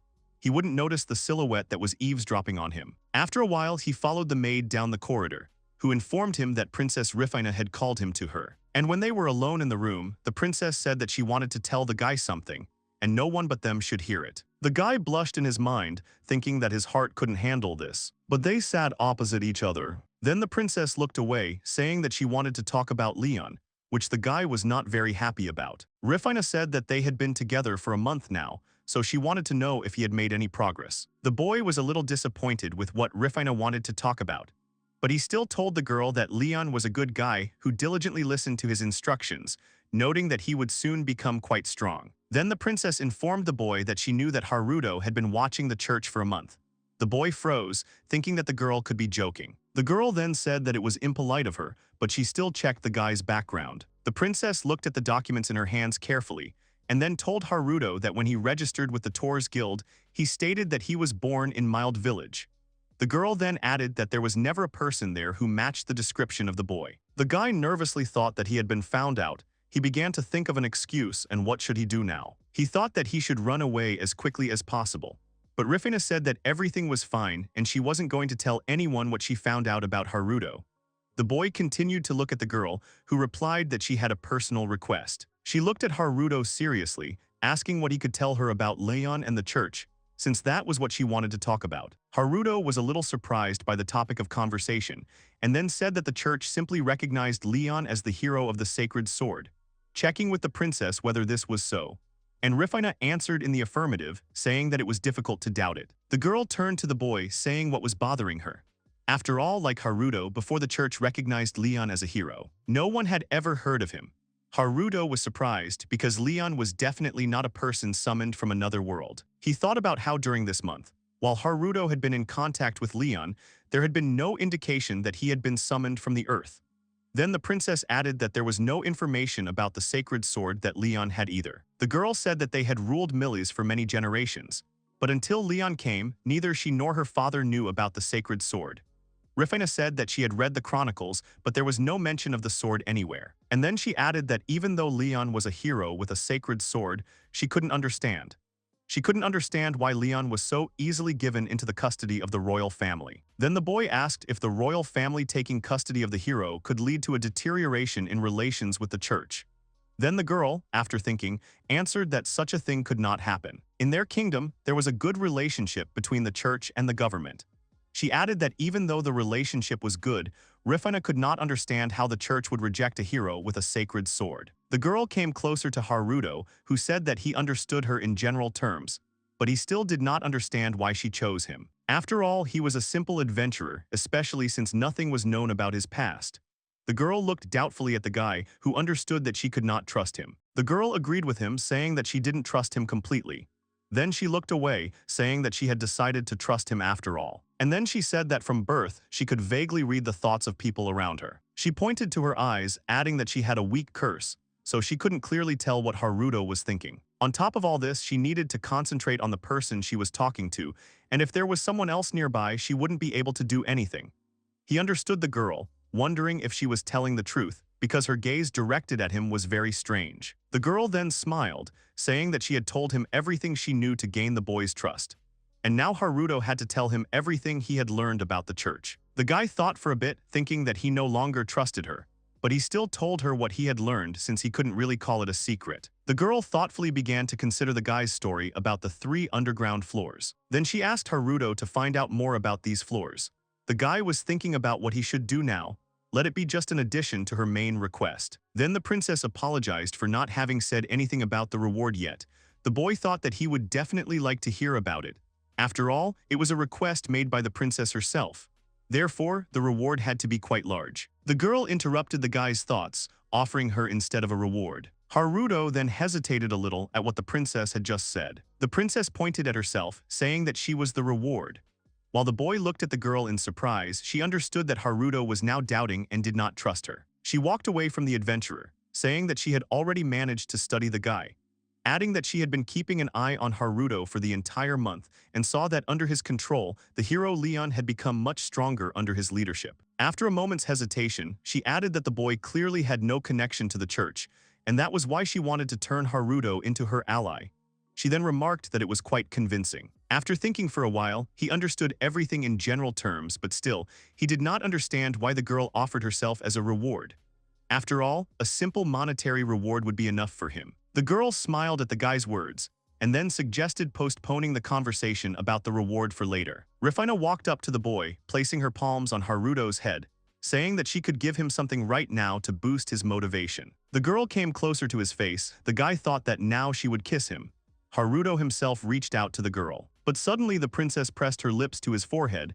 The guy rubbed his forehead in surprise, surprised by such an action. Haruto returned home smiling contentedly and thinking that Rifina was a nice girl. Sharon went out to meet the guy, angry, asking where he had been. It was already time for school, and the guy was nowhere to be found. The guy quickly apologized to Sharon, saying that something had happened. The girl then assumed that the guy had gone to meet some cute girl, and when he didn't deny it, Sharon called the guy names. The guy lay contentedly in the hot water, thinking about how tired he was that day. He sank a little into the water, thinking about how Sharon and Laurier had chosen to ignore him. He thought about how he shouldn't have been so brazen in pestering them. The two girls went to spend the night at Aura's, and Haruto didn't understand when they managed to become such friends. Then he smiled, realizing that sometimes taking a bath alone wasn't so bad. A week had passed since the conversation with the princess, and Rifina began to often attend Leon's training. And although at first glance this was a normal phenomenon, Hiratu was a little worried. The guy didn't understand if she wanted to support him or if she didn't trust him, and that's why she was keeping an eye on him. The guy grabbed his head abruptly. He was already on the edge because of his thoughts, and then sighed and began to think about Leon. This guy didn't remember anything until he became a hero. Then he thought it was a memory loss. Thinking about it, Hiratu thought it was the effect of the summoning, but he couldn't see that the guy wasn't lying to him. When the boy asked Leon to let him touch the sacred sword, besides the sword itself, the magic contained within it was also amazing. For weapons and armor, it was very important what materials they were made of. After all, the rarer the materials used in forging the sword, the stronger the magic that could be embedded in it. Haruto understood that no one else, not even him, could use the magic of this sword. Leon had only learned the very basics of sword magic, so he couldn't penetrate Laurier's air shield. Then looking at the sword in his hand, he thought that the sword might have some kind of settings, assuming that Haruto's parameters did not match the definition of the owner's sword. He tried to extract magic, but nothing worked. Then Haruto realized that the sacred sword could become a terrible weapon, but only in the hands of Leon and no one else. The guy thought about how immediately after Leon was given the sacred sword in the church, he was introduced to the royal family. And while he was thinking that it was some kind of favor to the church, a girl quietly approached him and then called him. The girl sat down next to the guy, saying that she came to rub his back. The guy asked her, confused, what she was doing there sailing away from her. To which the girl replied that she had learned that the guy was alone this time, and so she came to do her duties. The guy looked at Mina in confusion, not understanding what duties Mina was talking about, and it seemed to him that he did not understand something. Mina said that she was obliged to please the guests in every possible way, noting that at any time of the day, adding that if the master so desired. The guy didn't understand if this was normal, even though he was alone this time, but he didn't ask for such service. Hiratu thought that this was enough to drive him crazy. Then the thought occurred to him that this was one of Princess Rifina's honey traps. Then the girl Mina admitted to the guy that it was the first time she did something like that, so she apologized for everything. The guy froze, looking at the girl who was shaking very badly, and then he hugged her, causing the girl to smile, and then Hiratu thought that he no longer had the strength to hold back. While Mina was sleeping in bed when Hiratu sat on the edge of the bed and sighed, he smiled, thinking that he was a former hero, but now he became a sage. He screamed in his mind, holding his head in his hands, wondering if he was not following Rifina's lead. He looked at Mina, thinking that the girl looked charming.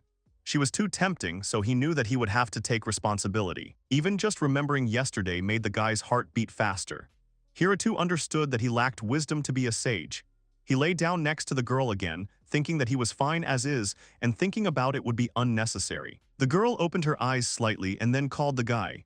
He stroked her ear, asking if she felt uncomfortable. She intertwined their fingers, saying that everything was fine, and then pointed to her lips. The guy hovered over the girl and then touched his lips to the girl's lips. After the night, the day came. Suddenly, Sharon's scream was heard as she entered the bedroom. The boy sleepily rose from the bed when the girl shouted that Haruto slept with Mina. Sharon walked up to Mina, who pulled the blanket over herself, and then the girl asked if Mina was okay. She also said that the guy was a real villain. She then asked if Haruto had made her do it, asking if she would be okay. The guy was sleepily rubbing the back of his head, thinking about what had made him sleepy, realizing that he had overdone it the second time. Blushing deeply from embarrassment, Mina said, Haruto knew that she was inexperienced. The guy did not act like a servant with the girl and was so gentle. Laurier turned to Haruto, congratulating him on finally getting Mina too. Now, in addition to Sharon, there was another beautiful flower that had fallen into his hands.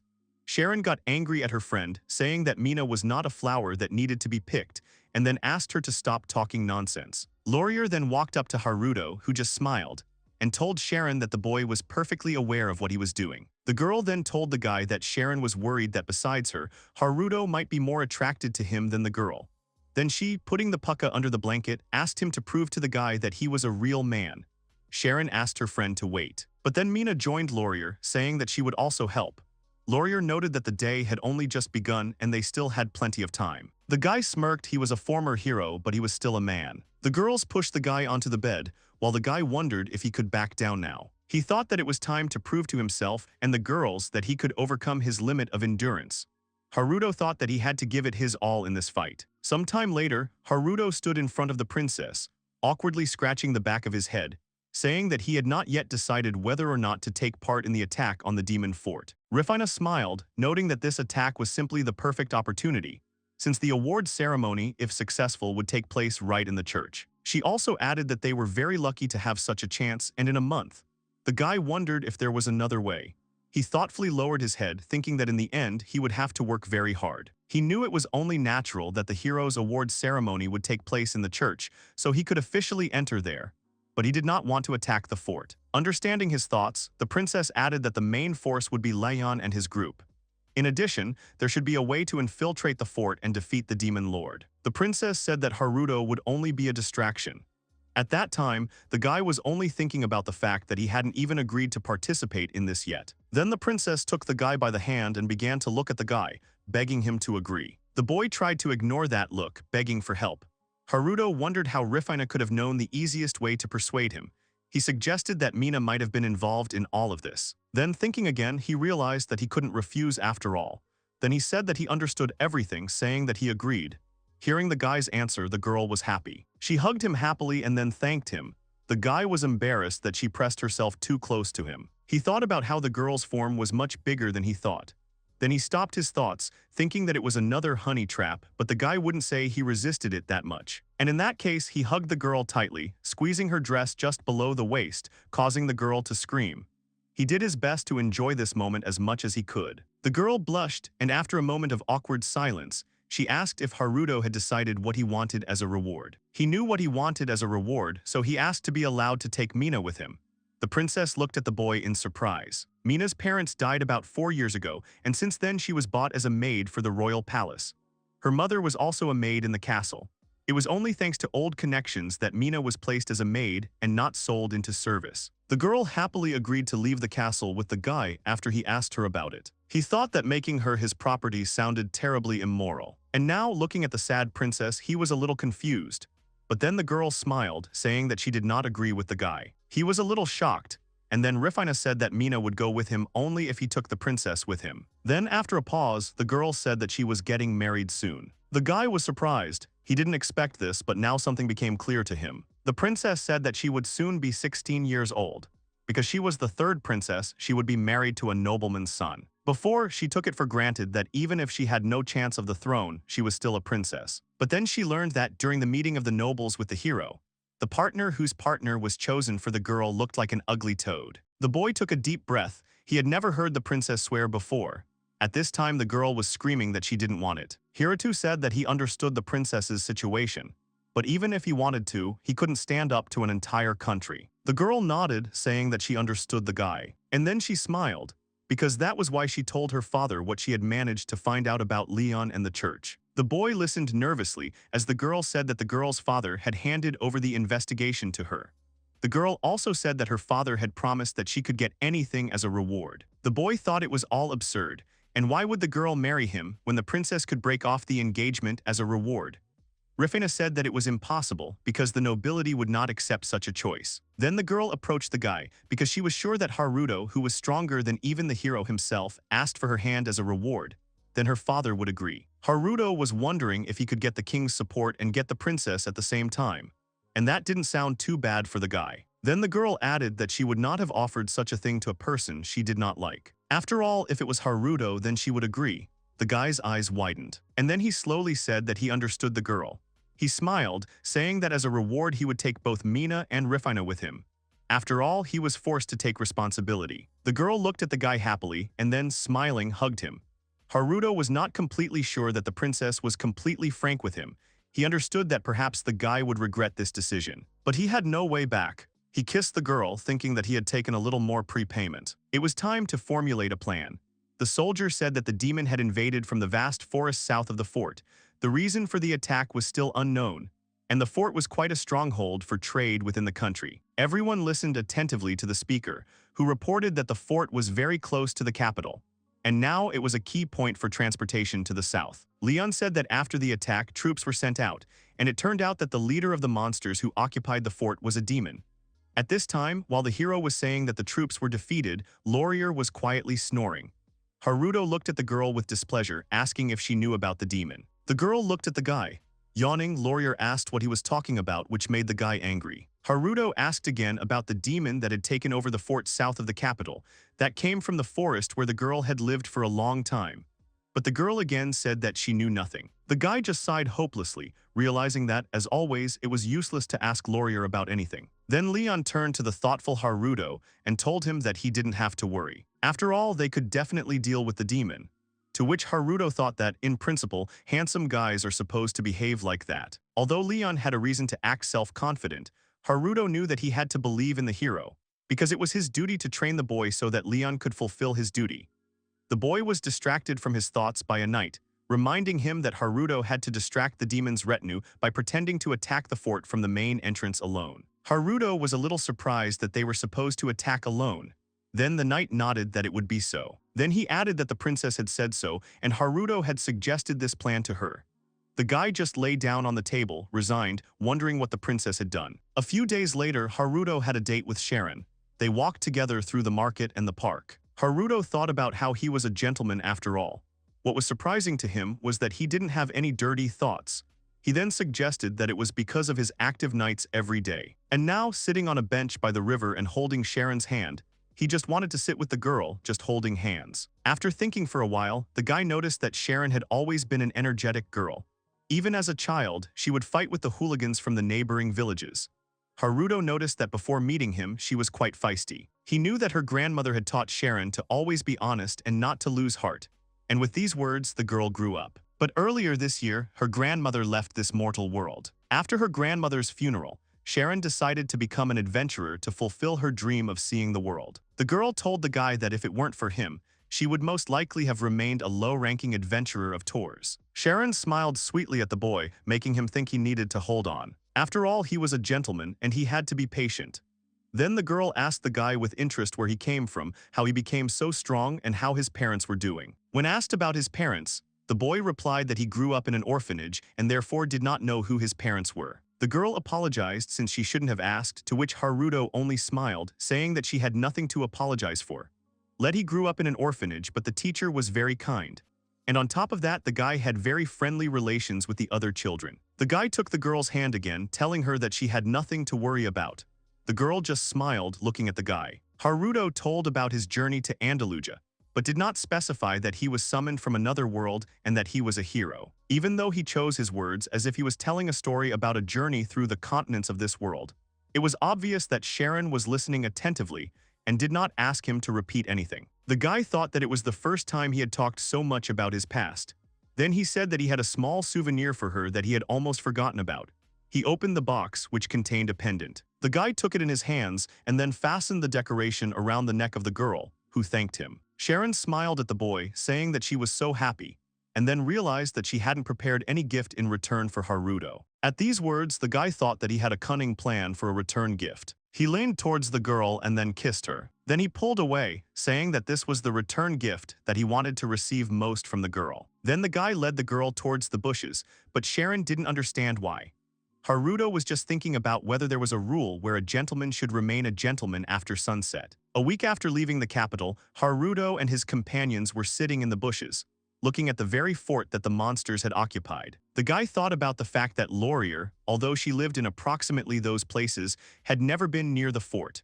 The guy also assumed that the girl simply could not remember because anything could come from her. He looked to the side, and as Haruto expected, there was a hidden passage. Everyone watched as one of the soldiers cleared this passage. Leon said that they would go through a hidden passage and then asked Haruto to take care of himself. The boy was trembling with anticipation. Coming out of the forest, they approached the fort along the main road. This would clearly attract the demons' attention. Their task was to lure out as many monsters as possible from the fort, who were the demons' henchmen, and Leon's group passing through a hidden passage would deal with the demon. Haruto told Leon that his opponent was a demon, but they could handle it. The boy told Leon to show what they had achieved in 3 months of training. Then they bumped fists, after which the hero headed with his group to the hidden passage. Haruto smiled contentedly, thinking that this moment with the fists looked pretty cool. Before, Haruto would be sent into battle by a big muscular old man patting him on the head like he was a fool. It made him feel something like friendship, but this moment was definitely cool. The boy then turned to Sharon and Laurier, checking one last time. He said he would stand in the vanguard and use magic on the fort to lure the monsters out. At this time, Laurier was supposed to cover them with magic and stay behind, and Sharon was supposed to destroy the demons that would break through Haruto. Haruto then said that if anyone was injured, they should go to Dwayes, who was the court magician, for treatment. Then the guy said that they could go now, and the girls happily agreed. And so they ran towards the fort. As they were getting close to the fort, Haruto stopped, thinking that this place might be suitable for them. Then he concentrated, flames and a loud explosion appeared from Haruto's palms.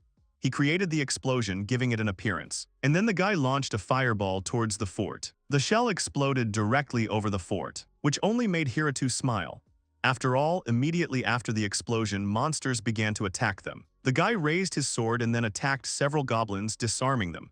But then he was attacked by a wolf who wanted to bite him, but the guy defeated him too. There was already a huge monster standing behind Haruto, who swung with all his might at the guy, who managed to dodge, disarming him as well. A group of goblins surrounded the boy, preparing to attack him. But Haruto used earthen bonds that bound the monsters, disarming them. One of the goblins managed to escape from the bonds, but Haruto immediately beheaded him. At this time, the girls also fought hard against the monsters. Haruto wiped the sweat from his chin, thinking that the smell of blood was incredibly strong. He looked at the approaching monsters, wondering if he had already dealt with more than a third of the monsters. The boy noticed a shadow looming over him, and then he saw a huge dark silhouette towering over the fort. Haruto shouted to Laurier that the demon was approaching them, and when the demon started using magic towards them, Laurier stood in front of Haruto and Sharon, telling them to leave it to her. She smiled and said that the shield would protect them, and then the girl used an air barrier that saved them from the demon's projectiles. Haruto praised Laurier and then told Sharon to fight as before, because soon Leon would reach the fort and then attack the demon, who screamed loudly. The demon jumped down from the fort, standing in front of the adventurers. The demon screamed again. Haruto listened to the scream, hearing a familiar name, and then asked Laurier because her name was Steinhardt. The girl nodded in agreement that was her name, and the demon screamed her name again. Laurier looked at the monster thoughtfully, then asked who he was. The demon became angry because she forgot him, calling the girl strange names. Laurier paused, saying that she didn't remember any gold pants. The monster growled angrily, saying that he had been looking for her for revenge until now. Then he said about a year ago Laurier came to his castle. Then he sat quietly in the castle and drank tea, enjoying the weather and the atmosphere. But after the girl destroyed everything there, turning his possessions into ruins, the demon asked if she really didn't remember that. The girl couldn't remember it and wasn't sure about it. Haruto nervously remembered that Laurier, at the briefing when he asked her about the fort, said that she didn't understand what he was talking about. The demon swore at Laurier's words, saying that it didn't matter whether she remembered or not. He pointed his finger at the girl, saying that he would defeat her now. Then he pointed at himself, saying that after that he would mock and torture her until she died. Laurier laughed at the fact that the demon wanted to defeat her, after which the girl said that she had belonged to Haruto for a long time, and therefore, if he wanted to get to Laurier, the demon would first have to defeat her master. Hearing the girl's words, the guy thought about what Laurier was doing. He looked at the villain, wasn't the demon on Leon's group, and now the demon came here. The guy didn't understand why everything turned out this way when he stood in front of the monster. The demon turned to Haruto, saying that a duel was required with him. But first, the demon had to introduce himself according to all the rules. The demon introduced himself by saying that his name was Gullband, Coop, and then he said that their bet would be Laurier von Steinhardt, and so he challenged Haruto to a duel. The guy wondered if he should do the same. It was all so confusing, but he had no choice. Then he raised his sword and saying his name accepted the challenge. The demon began to attack the guy, who also did not stand still. The guy was surprised when something flashed near his feet. He stumbled as he saw the flames that burned everything in their path. It was an all-consuming flame. The demon swung and then began to strike at the guy, who deftly dodged them, and then Haruto jumped away from him. He looked at Galband, thinking that even though the demon had missed, the guy had been doused with that heat of fire. The demon had noticed that the guy was quick. The guy thought about it, he couldn't dodge all the time, and then he used the earthen wall. Haruko knew that earth binding was useless in this case. And even if he couldn't kill the demon with one blow, he could definitely cut off his arm. And when the demon emerged from underground, Haruto ran towards the monster. He tried to cut off his hand with all his might, but nothing happened, and the demon fell to the ground. Then the guy, continuing to dodge the enemy's blows, thought that he needed to fill the sword with magic. And when he filled it, the demon attacked the guy again, but he dodged and then swung at the enemy. He struck the demon's hand with his sword with all his might, but Haruto could only leave a scratch on his body. Galban then set his hand on fire, saying that the boy was caught. Haruto's sword was also in flames, causing the boy to let go. The demon laughed, asking what had happened. Then he added that the boy had been disarmed and now he had to do something. Haruto shook his sore arm, thinking that he had put all his magic into it, but in the end it was just an iron sword.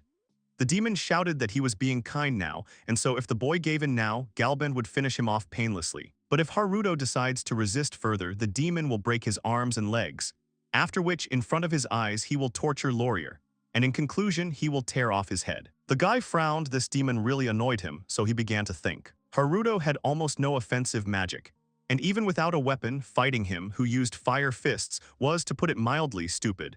And when the demon asked if the guy really wanted to continue resisting, Haruto just remained silent. The boy clenched his fists. He had no choice but to use his trump card. He grabbed his head in panic, not believing what he was about to do now. Then he turned to his companions who were looking at him. He smiled, sighing, realizing that he seemed to have made the girls worry. The guy put his hands out to the sides, mentally apologizing to the girls, and then began to say the spell. His magical power hidden in his soul was supposed to gather and ignite. It was supposed to come out and become his sword that would drive out the demon. Being summoned as a hero in Andalusia, a huge amount of magical energy appeared in his body. And then, with this magic, he could create his most powerful weapon. A bright light appeared, blinding the girls. The guy knew that it was extremely difficult to control this magic, so even Haruto had to cast a long spell. The guy was sure that at that moment he looked very stupid, and that was another reason why he didn't like to resort to this magic.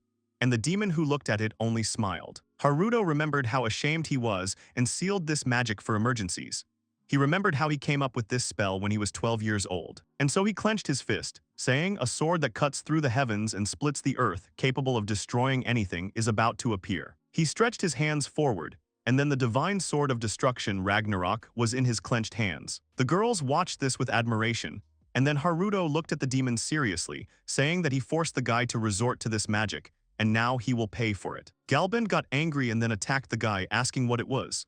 But Haruto only swung his sword harder, hitting the enemy's fiery hand. The demon was left without one limb, quite surprised by this turn of events. Haruto didn't hesitate and struck the demon again, from which the demon was defeated and scattered to the wind. The girls called the guy, and then Laurier threw herself at the guy with hugs. The guy warned her that it was too dangerous, but the girl did not hear him and they fell to the ground. Laurier asked if the boy was okay, to which he wearily replied that he had simply used too much magic. And then he added that because the girl was at stake, he had to overdo it a little. Laurier, blushing, looked at the guy and then hid her face in embarrassment. Sharon crouched down in front of the guy, asking him about the magic sword, admiring it, to which the guy said that it was his trump card for emergencies. While the girl admired him, the guy, blushing, looked at the girl's yucca, then sighing, he slowly sat down. Then he asked Sharon to call the soldiers from the forest and tell them that the demon was finished. And the girl ran off to fulfill the guy's request. Then he turned to Laurier, who continued to cling to him. She raised her head and then thanked Haruto for everything. The boy smiled and blushed, saying that he couldn't let his lawyer go to that demon. He said that everything was fine now so the girl could go and help Leon.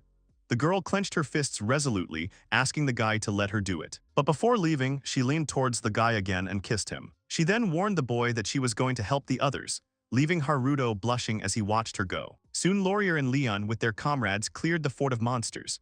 Haruto left the finishing off of the remaining monsters around the fort to the soldiers. He himself was resting in one of the village houses, thinking that the transfer from the earth had not exhausted him so much. Lawyer entered the house. The guy looked at her, asking if something had happened. She smiled, holding a teapot and a cup. Haruto was sure that Lawyer should have been with Sharon now, to which Lawyer replied that since the guy was injured while protecting her, she should have looked after him. The girl then asked if there was anything she could do for the guy. Then she suggested using her lap as a pillow. The boy just sighed, saying he was so tired he couldn't move, so he wanted Lawyer to serve him. The girl looked at the guy with displeasure, saying that despite being tired, he continued to want this, and then she closed the door with the latch. She sighed, thinking that she had no choice. Lawyer pulled off her shorts. And then she crawled under the covers with the guy. She said that she always counts on him, so he rightfully deserved this award. The guy just sighed contentedly, thinking that it was worth his efforts. At this time in the capital of militias, in the Church of Harmony on the 3rd floor of the basement, the magic ball lit up and a voice came from it. The voice didn't understand why Haruto was here. Lawyer stretched sleepily and yawned, waking up. But when she noticed the collar around her neck with the chain attached, she asked in panic what was going on. Haruto stood over her. He said that he was glad that the girl finally woke up, and then said that it was a punishment for the girl. The girl did not understand why they wanted to punish her. Then the guy said that because of her he had to fight the demon. But the girl asked him to stop, reminding him that she had already served him as an apology. The guy started to punish her, saying that these were different things. And anyway, it was time for punishment, and so the girl had to call the guy master. The girl screamed, not understanding what the guy was doing at all. And when the guy hit her again, she called him sir. The boy blushed quite a bit, holding his heart, thinking that it was an amazing sight.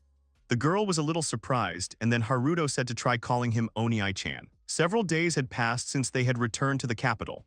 And in about a month, the award ceremony was supposed to take place in the church, and until then, the guy had nothing special to do. On the day Haruto asked Sharon out on a date, he bought gifts for the other girls as well, but he was never able to give Mina a gift. He entered the room where Mina was cleaning at the time.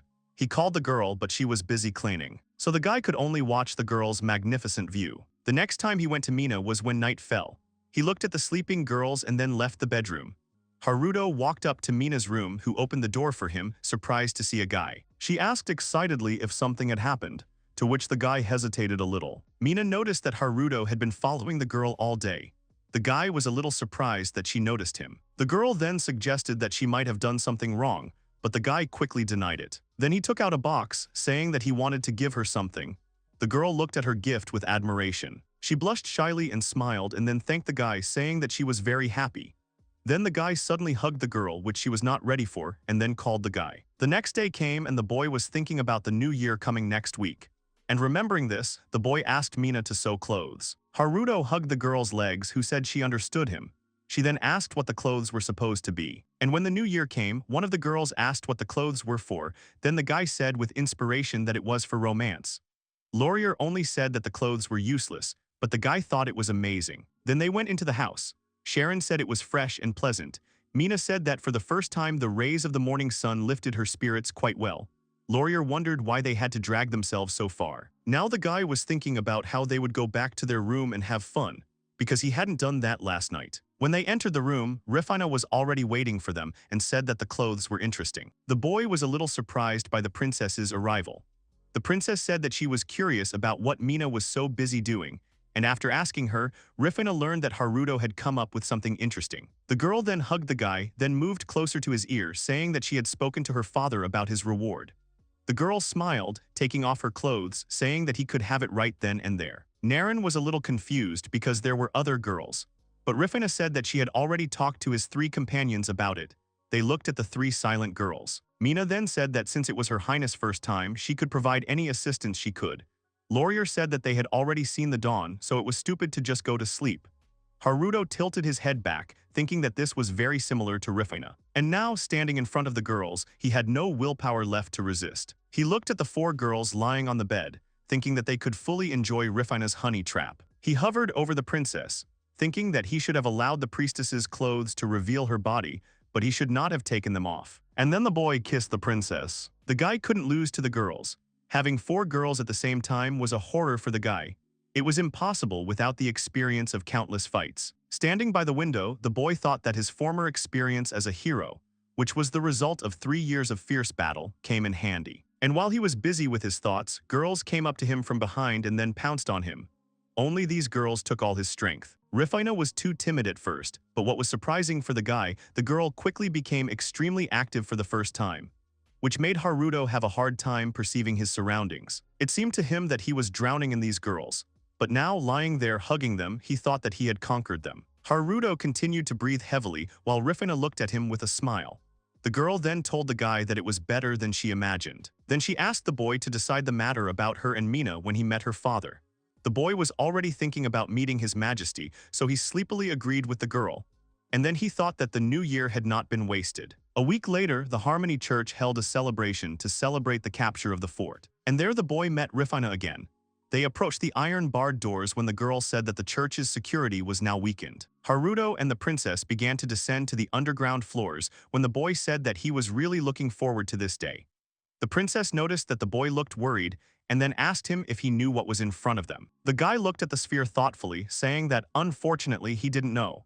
He knew for sure that he was interested in this sphere, but he didn't know the reason. The girl said that she found out what this underground room was used for. She said that it was to hear the words of the divine oracle.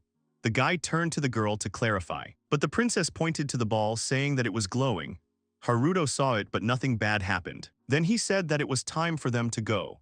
Then the princess said that they could retreat a little now, and the guy agreed with her. And when Rifina's fading voice reminded the boy to prepare for an audience with her father, the sphere lit up again. She watched as the boy told the girl that it would be quite hard, realizing that this was the hero. And so the day of the audience with His Majesty came. The boy asked the king for forgiveness for distracting him by standing on one knee in the hall. The king greeted the boy and asked him to relax. The guy obeyed the man, thinking that his stomach was slightly twisting in pain. Then the man started talking about what he had heard, that the boy wanted to discuss with him the reward for returning the fort and the investigation into the church. And the boy nervously agreed to this. The boy then said that he would like to take Mina and her highness, the third princess, Rifina, as a reward. The guy smiled while many looked in surprise at Mina, who smiled shyly at the guy's words. The king looked at his daughter thoughtfully, saying that he had already heard a similar wish from his daughter. Then the man noted that Rifina trusted the guy very much, and the king would not mind making an alliance with such a strong man as Haruto. But then the king said, although he was not against it, it also concerned the honor of the Marquis Cordato. The boy did not understand who this Marquis was. Suddenly, Rifina objected to her father, saying that there was not even an official verbal promise with the Marquis. The boy looked at her in confusion as she said that the Marquis could not be affected by this matter, nor could his honor. But the king said that he had told him about it personally. In response to her father's words, the girl only approached the guy and, hugging him by the hand, said that it was already too late, because she had already given her body and it was Haruto's first time to her. It was clear that the boy would be scared of the girl's father's reaction to her words. Haruto nervously asked what she was even saying, thinking that he would undoubtedly be executed. The girl only smiled, saying that it was true. The king only sighed, noting that his daughter had gone too far. He sighed and agreed with the couple, saying that he would give his approval. The girl looked happily at her father, whispering that they had succeeded. But then the king continued. Rising from his throne, he said that he approved unofficially for now, since the issue with the Marquis had to be resolved first. Afterwards, the girl's father pointed at Haruto, saying that he had decided that the boy would head to the Marquis's domain and settle everything with him. And so the boy walked toward his home, and behind him walked the princess, who said that her father should have followed tradition. And then she noted that he showed flexibility in his own way. But the guy turned to her abruptly and, pulling her cheeks, said that he was not asking about that. The girl asked the guy to stop pulling her cheeks. And when he let her go, the princess said that her father would take this into account and put an end to everything. She closed her eyes sadly. Haruto walked up to the girl, thinking that what was going to happen was going to happen. He quickly picked the girl up, thinking that Rifina deserved to be punished. And while the girl blushed and looked at the guy understood that she was thinking that he was going to carry her to the bed. Then he entered the house, realizing that the girl did not suspect what would happen next because she was too naive. Mina was already waiting for them in the house. She asked if she could help with anything, to which Haruto said that he was really counting on the girl. and the maid understood him. Haruto brought the princess to an unfamiliar room, where the girl turned her head with interest, looking around the room. Mina then accepted the collar and chain from the boy with a smile, after which she fastened these items around Rifana's neck, who screamed that she was a princess. Mina began to undress the princess, who said it was humiliating. Haruto thought that the girl was too excited. The guy smiled, saying that now she was his property, and Rifana was now obliged to serve him well. The girl just covered herself with her hands, and then said that even if he got her body, he would not be able to take her heart. The boy and Mina just smiled, realizing that the princess was supporting their game, and then the maid handed the boy the ropes. The guy tied up the girl, thinking that he needed to teach this girl a lesson. The guy thought that the girl had already given up. And when Sharon and Laurier came to them, Rifana screamed that she was a princess and she could not lose. Then Laurier asked Mina what Haruto and the princess were doing. And in general, the girls also took part in the game, and thus another happy day of the year passed. Now the boy was admiringly examining the object in front of him. Haruto spread his arms out to the sides, expressing his shock. And while the guy was rejoicing, Rifana said that it was a carriage controlled by magic, which the royal palace had prepared. Sharon knew the carriage was amazing, but she hadn't expected Haruto to be so excited about it. Laurier had said it was just a travel box, and she didn't understand why Haruto was so excited. Haruto just chuckled, because it was obvious that women and children were not able to appreciate the charm of the magical car. Mina informed the guy that food and clothes were loaded, to which Haruto ruffled the girl's hair, thanking her, and then thought it was cute when she purred, wagging her tail. And while he was stroking the girl, Leon called him, who said that even though it was just a routine inspection of the territory, he asked the guy to take care of himself. Haruto understood that this was how they had explained the purpose of his trip, so he thought that everyone shouldn't know his true goal. The guy thanked the hero, promising to be careful. He was sure that nothing bad would happen on the way. At this time, the fairy flew up to the guy's ear, asking him to take care of Claudio. The guy was a little confused. Then they all got on the carriage as the soldiers saw them off. Haruto made sure everything was okay and then said that they were going to leave, calling the carriage the Shooting Star. Sharon and Laurier said it was too long. Rifana said it wasn't a bad name at all. Mina thought if the guy wanted to name the crew that way, then so be it. Haruto just wanted her to stop talking already. But suddenly a voice came, apologizing for not introducing himself immediately, and then saying that he was a magical spirit stone installed in this self-propelled carriage, and his name was Claudio. Then the boy realized who the fairy was talking about, thinking that Rifana and Mina were aware of all this. He looked at the soldiers and then told Claudio to get the carriage moving. The journey to Marquis could take about a week, and since they were in no particular hurry, they decided to devote 3 hours a day to training. They decided that Sharon would teach Rifana how to move properly in combat and body-strengthening magic. Haruto had Laurier's training. The girl never held back in sparring, and the battle for the guy turned into a fight not for life, but for death. Therefore, the guy thought that the next girl he wanted in his harem should be good at healing magic. And then Mina would call them to have lunch together after training.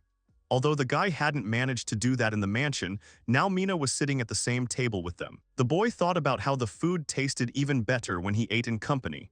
Then he thought about how he was sitting surrounded by his wives, which made him very happy. But the night would come and they would set off again. Rifana and Sharon sharing a bed with the boy, Mina driving the cart with Laurier sleeping behind her. And so they arrived in the lands of Cordado in the local city of Iris. And while they were driving through the city, Rifana told them that there was a school for aristocrats there. Then she said that she did not go to this school, and as a representative of the royal family, the girl had private teachers. Haruto had already started to imagine the princess in a school uniform, as well as in sports clothes. Rifana distracted the boy from his thoughts, forcing him to look away. Where were the 2 students?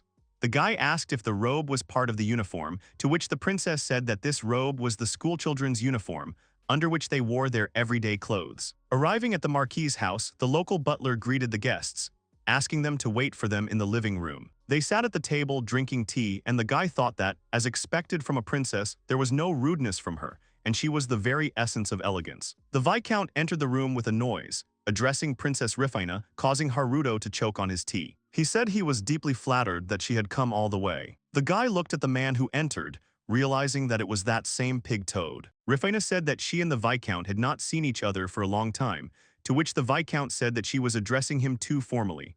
The Viscount suggested that the girl call him Dial, to which Haruto thought that this guy was too self-confident. Haruto saw that Dial already felt like her future husband, which the hero was very unhappy about. The guy was confused. Since this guy was a Viscount, then where was the Marquis? He didn't understand what the hell was going on. Then Haruto turned to the Viscount, who asked with displeasure who the guy was. Then he said that if he was an escort, he had no right to interfere in his conversation with the princess. To which Haruto said that Her Majesty the princess had come to talk to the Marquis, so he asked if they could see him. Then the Viscount thought, saying that his father was not there at the moment. As the boy thought, the Marquis was the Viscount's father, and then he became confused when he realized that the Marquis was absent, but did not know why. Haruto dealt with the monsters that began to attack the boy, and after hitting them with his sword, they turned into flames. The man approached the boy and said that the monsters from the dungeon did not die. Then Haruto assumed that they turned into essence, after which they were reborn. He pressed his hand against the wall, realizing that search was useless there, so he needed to use more magical energy. He looked at the map, saying that the Marquis was much lower than they thought, thinking about how easily Rifina had convinced him to help. There was a large labyrinth under the school of this city. Its exact depth was still unknown. There were also those who went down to the 50th floor. And soon the school was going to have its final exam, which consisted of the graduates having to go down into the labyrinth for a month. And this year there was one outstanding student. Simply put, he was a genius, and not even from the nobility. The Marquis, wanting to see the genius with his own eyes, became one of the members of the examination committee. And now only about 2 weeks have passed since he descended into the dungeon. And the boy didn't want to wait another 2 weeks to talk to the Marquis about his marriage to Rifina. Then he thought that there was nothing to be done, and he could wait those 2 weeks. But Rifina said that this could be a chance. Then the guy did not understand what she was talking about. Then the princess told the boy to contact the Marquis. The person's abilities first and foremost. She assumed that it would be easier to convince him this way. And then she hugged the guy tightly, saying that she was sure that Haruto would be able to catch up with the graduates and thus prove his skill. Then Haruto thought that it would be nice to catch up with them without being easy. He hugged the girl tightly, thinking that he would then have to move out right now and put in all his strength. But then he dismissed these thoughts, saying that it was better to wait until the Marquis returned. And then he pushed the girls onto the bed. The guy understood that the girl thought that if she pressed him to her chest, she would get what she wanted, but she was too expected. And when he moved away from the girl, she turned to him so offended, saying that he was bad. After which the rest of the girls watched as the guy slapped Rifina, telling her not to be offended by the refusal. And when it was deep night and everyone was asleep, Haruto had a strange feeling that woke him up. He didn't understand what it was. He felt the same feeling from the sphere in the church, which was now from the dungeon. And that's how it was. In the end, Haruto decided to go explore the underground labyrinth because of this feeling, which made Rifina very happy. For 12 hours now, he had been exploring the dungeon, noting that he had advanced further than he had expected.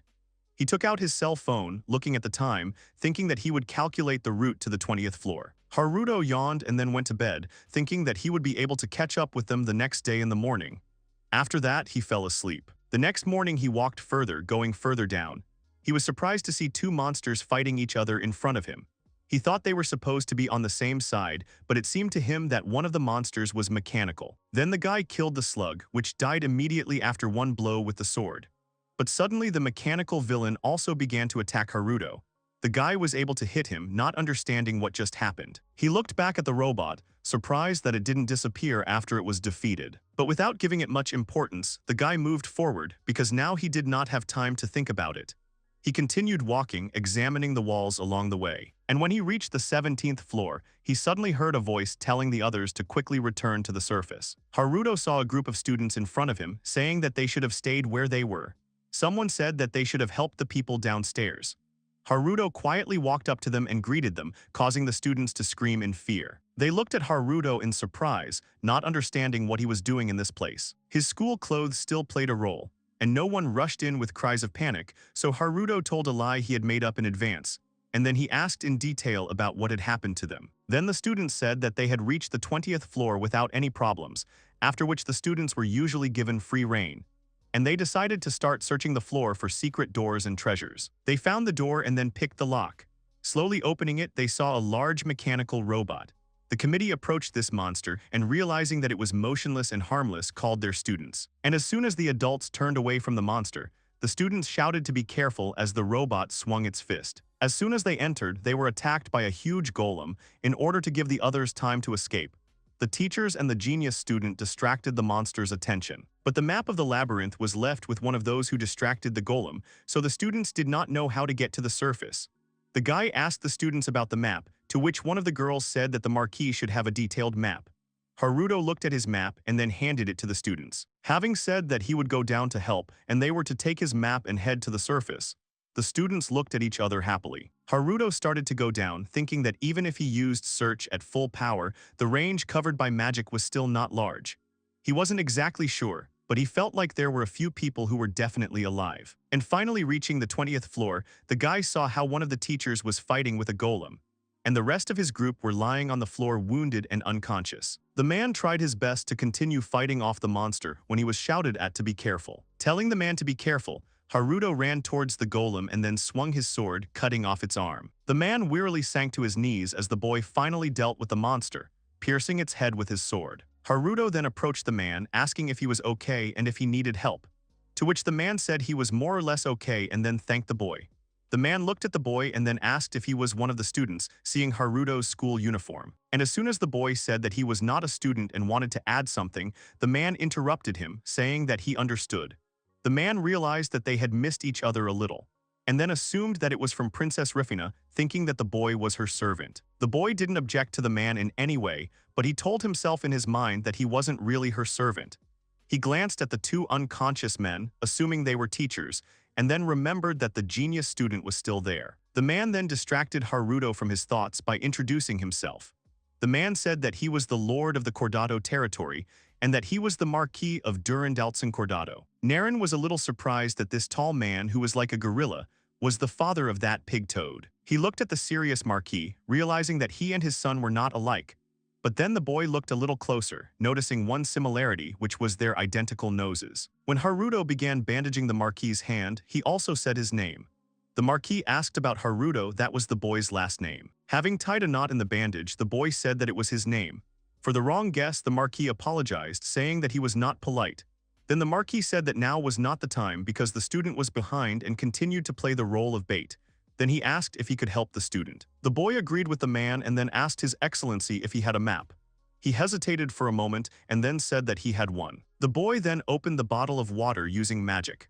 The Marquis thought for a moment and then noticed that the boy was a magician and that he used magic without chanting. The man smiled, saying that the princess had brought a very talented man with her. The boy blushed a little, thinking that without wanting to, he had made a good impression on the Marquis. Noting that this could be a good help in a future serious conversation, the guy said that he had already gone to save the student, and asked the Marquis that he be careful when he would rise to the surface. The man said seriously that the guy had helped them a lot, so he could leave the rest to him. At this time, the student continued to run away from the monster, greedily gulping air. He was already tired of running from danger, but he had to do it. Then the golem hit the place where the student was with its huge fist, but he managed to jump back, causing the stone to fly in different directions. The student was behind the golem, and he was about to run again but fell from fatigue. The monster had already swung to destroy the student, but Haruto found them. He thought that the student had hardly had time to catch his breath.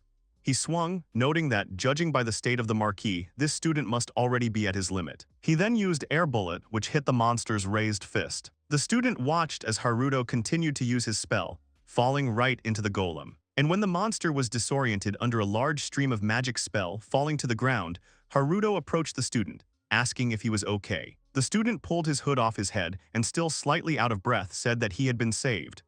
Haruto looked at the elven ears and then at the beautiful face of the stranger. He patted her head, praising her for holding up well.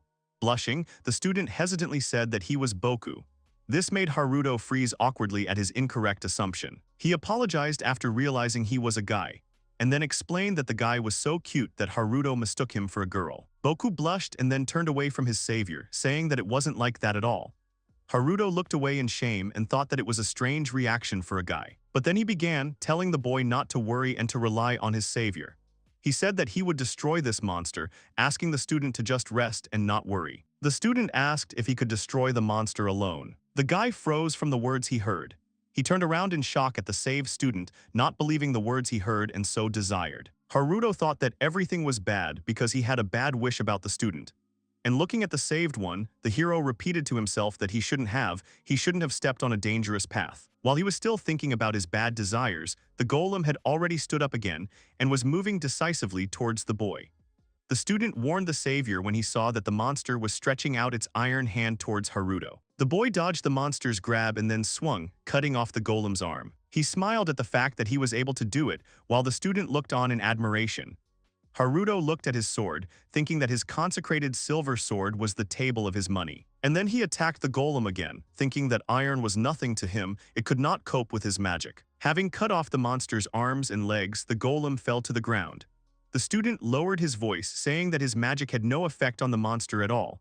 The guy sighed contentedly because he said that he could handle this golem. He may not look like much, but he was a former hero, and one who had defeated a demon lord. Then, saying that it was time to end it all, he swung his sword to pierce the golem's head. But then there was a very loud noise, which made the student and Haruto cover their ears to avoid going deaf. After the golem's body began to release steam from the cracks, which surprised the guy very much, looking at the monster. The golem then exploded, forcing Haruto to lie down on the ground and shield himself from the powerful blast. He glanced sideways at the exploding golem in surprise, not understanding why it had decided to self-destruct. The smoke from the explosion spread throughout the room. Haruto tried to cough out the smoke while cursing. He stood up and looked towards where the student had been standing, and then saw him lying unconscious on the ground with a pained expression on his face. The hero sat down next to the student, thinking that this was bad and he needed to stop the bleeding, so he began to search in his backpack for everything he needed to apply a bandage. In order to get to the wound, Haruto had to rip the student's clothes, and as soon as he did, the boy froze from the unexpected discovery. After which he crawled away from the student, surprised that it was a girl. The guy remembered that Boku had spoken in a masculine manner, although she had never said that she was a guy. He applied a rag to the wound, removing dirt and blood from it. The guy assumed that the girl was a tomboy. The guy carefully bandaged the wounded girl, stopping the bleeding. And when he had already done everything, she came to her senses and opened her eyes. She asked in a weakened voice where she had been, but then, remembering everything, she looked at the worried guy, asking if he had bandaged her. The girl pushed aside the cape that covered her, and then with a trembling hand she took hold of the splinter, telling the guy that she was grateful, and abruptly pulled the splinter out of the wound. The guy looked excitedly at the girl who had sat down, asking why she did that. For that, the girl apologized, blushing, saying that she wouldn't have been able to heal herself if she hadn't done that. Haruto was a little surprised. And then the girl began to read the spell. She asked the spirits that circled in space to heal her with their power. Then she used healing. The guy watched in fascination as the girl's magic began to heal the girl before his eyes, after which her wound quickly healed and disappeared. The hero said that her healing magic was amazing, thinking that he himself could not use it. But the girl began to pull on her robes, disagreeing with the savior, and sheepishly added that Oniai-san was much more delightful than her. She looked at the guy and then said that her name was Celestia, Alugo, but her common name was Cells. Then the guy smiled and said his name, and then added that he had done various things, and also said that he was an adventurer. As they spoke, the smoke that enveloped the defeated golem began to flutter. Haruto held his sword at the ready, as he saw an unfamiliar silhouette in the smoke that definitely didn't belong to that monster. An unfamiliar tall object stood in front of them and said that the outdated model was too cumbersome. The monster's head was burning with flames as it looked at Haruto, and then asked the hero why he was there. Then the guy answered that he came to save that kid, covering Cells with his back, and then asked who the monster was, whether he was a demon or something like that. The guy noticed that the head of the unknown was the same as the ball in the basement of the church. And from this realization, the guy had strange feelings. After thinking for a moment, the stranger said that he hadn't asked the guy about that, adding that it wasn't that important. Suddenly, the villain began to attack the hero, who was clearly unhappy about this, telling the stranger to wait a little. Haruto frowned and looked at the golem before moving towards it, slashing his sword at the villain's side. He looked at his sword in surprise. The sharp part of the blade began to crumble. Haruto thought with displeasure that someone had made a joke on him because this sword had cost him a lot. And in his soul, he was already crying from the loss of the blade. And while Haruto was thinking about his grief, Cells called out to him, suggesting that the golem's armor had the ability to cancel out magic. She then suggested that even a magic sword was practically useless against a golem in combat. The boy thought about the magic dampener, while the golem noted that the elf was quite smart. The golem then began waving its hand, adding that she most likely understood everything since she had attacked its outer shell many times. Haruto once again engaged in combat with the golem, thinking that his opponent's armor was quite problematic. He continued to fight the enemy, thinking that if he had looked closely, it didn't look like his blow was completely useless.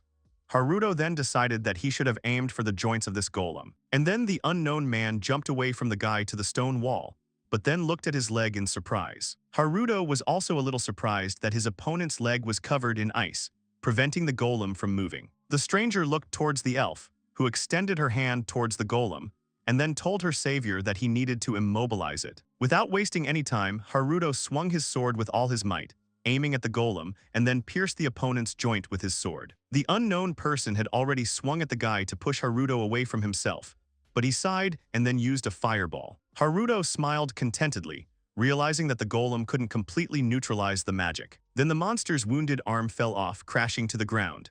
And while the boy continued to stand ready if the golem suddenly wanted to attack again, it only chuckled. The golem grabbed its wounded shoulder, sharing with the boy that, as he did not expect, Haruto was strong. Cells continued to sit, covering herself with her robe, when the stranger admitted that he had never thought that he had any chance of winning in the first place. Haruto then asked if the golem had decided to become, to which he responded positively, thinking that he would probably do so, running away from the guy. The guy only smiled confidently, saying that he was sorry, because Haruto was not going to let the stranger go. But the golem replied that he could easily escape from his fate and from the guy, and then pointed to the side. Hachiro and Cells in the direction the golem pointed, surprised that behind them stood a huge army of small golems, who then began to attack the student and the hero. Haruto, like the elf, looked in fear at this number of mechanical monsters that wanted them dead. Haruto shouted at the girl to be careful and not to get hurt. And while the two were fighting off the monsters, he began to move away from them, running away from the fate of being killed. Haruto breathed heavily, looking at his completely ruined sword, which was chipped on both sides and completely dull. He was very unhappy with his complete loss, and then said that they were definitely safe now. He didn't understand what was wrong with these mechanical monsters. He turned to the girl. Haruto was grateful to her for stopping the golem. And then he added that if it weren't for her, the guy would have had a much harder time. Cells, blushing slightly, awkwardly said that it was not like that.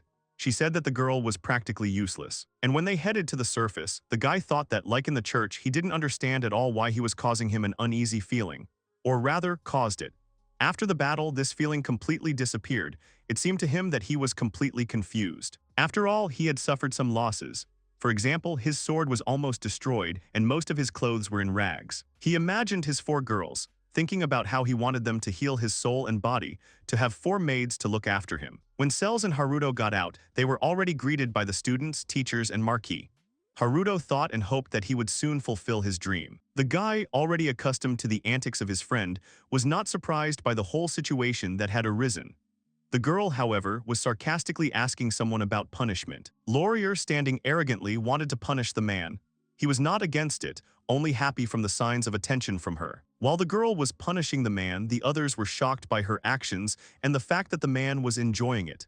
They did not understand what was happening. It turns out that on the 3rd day after the guy left for the dungeon, that man came to the hotel. He looked like a mix of a pig and a toad.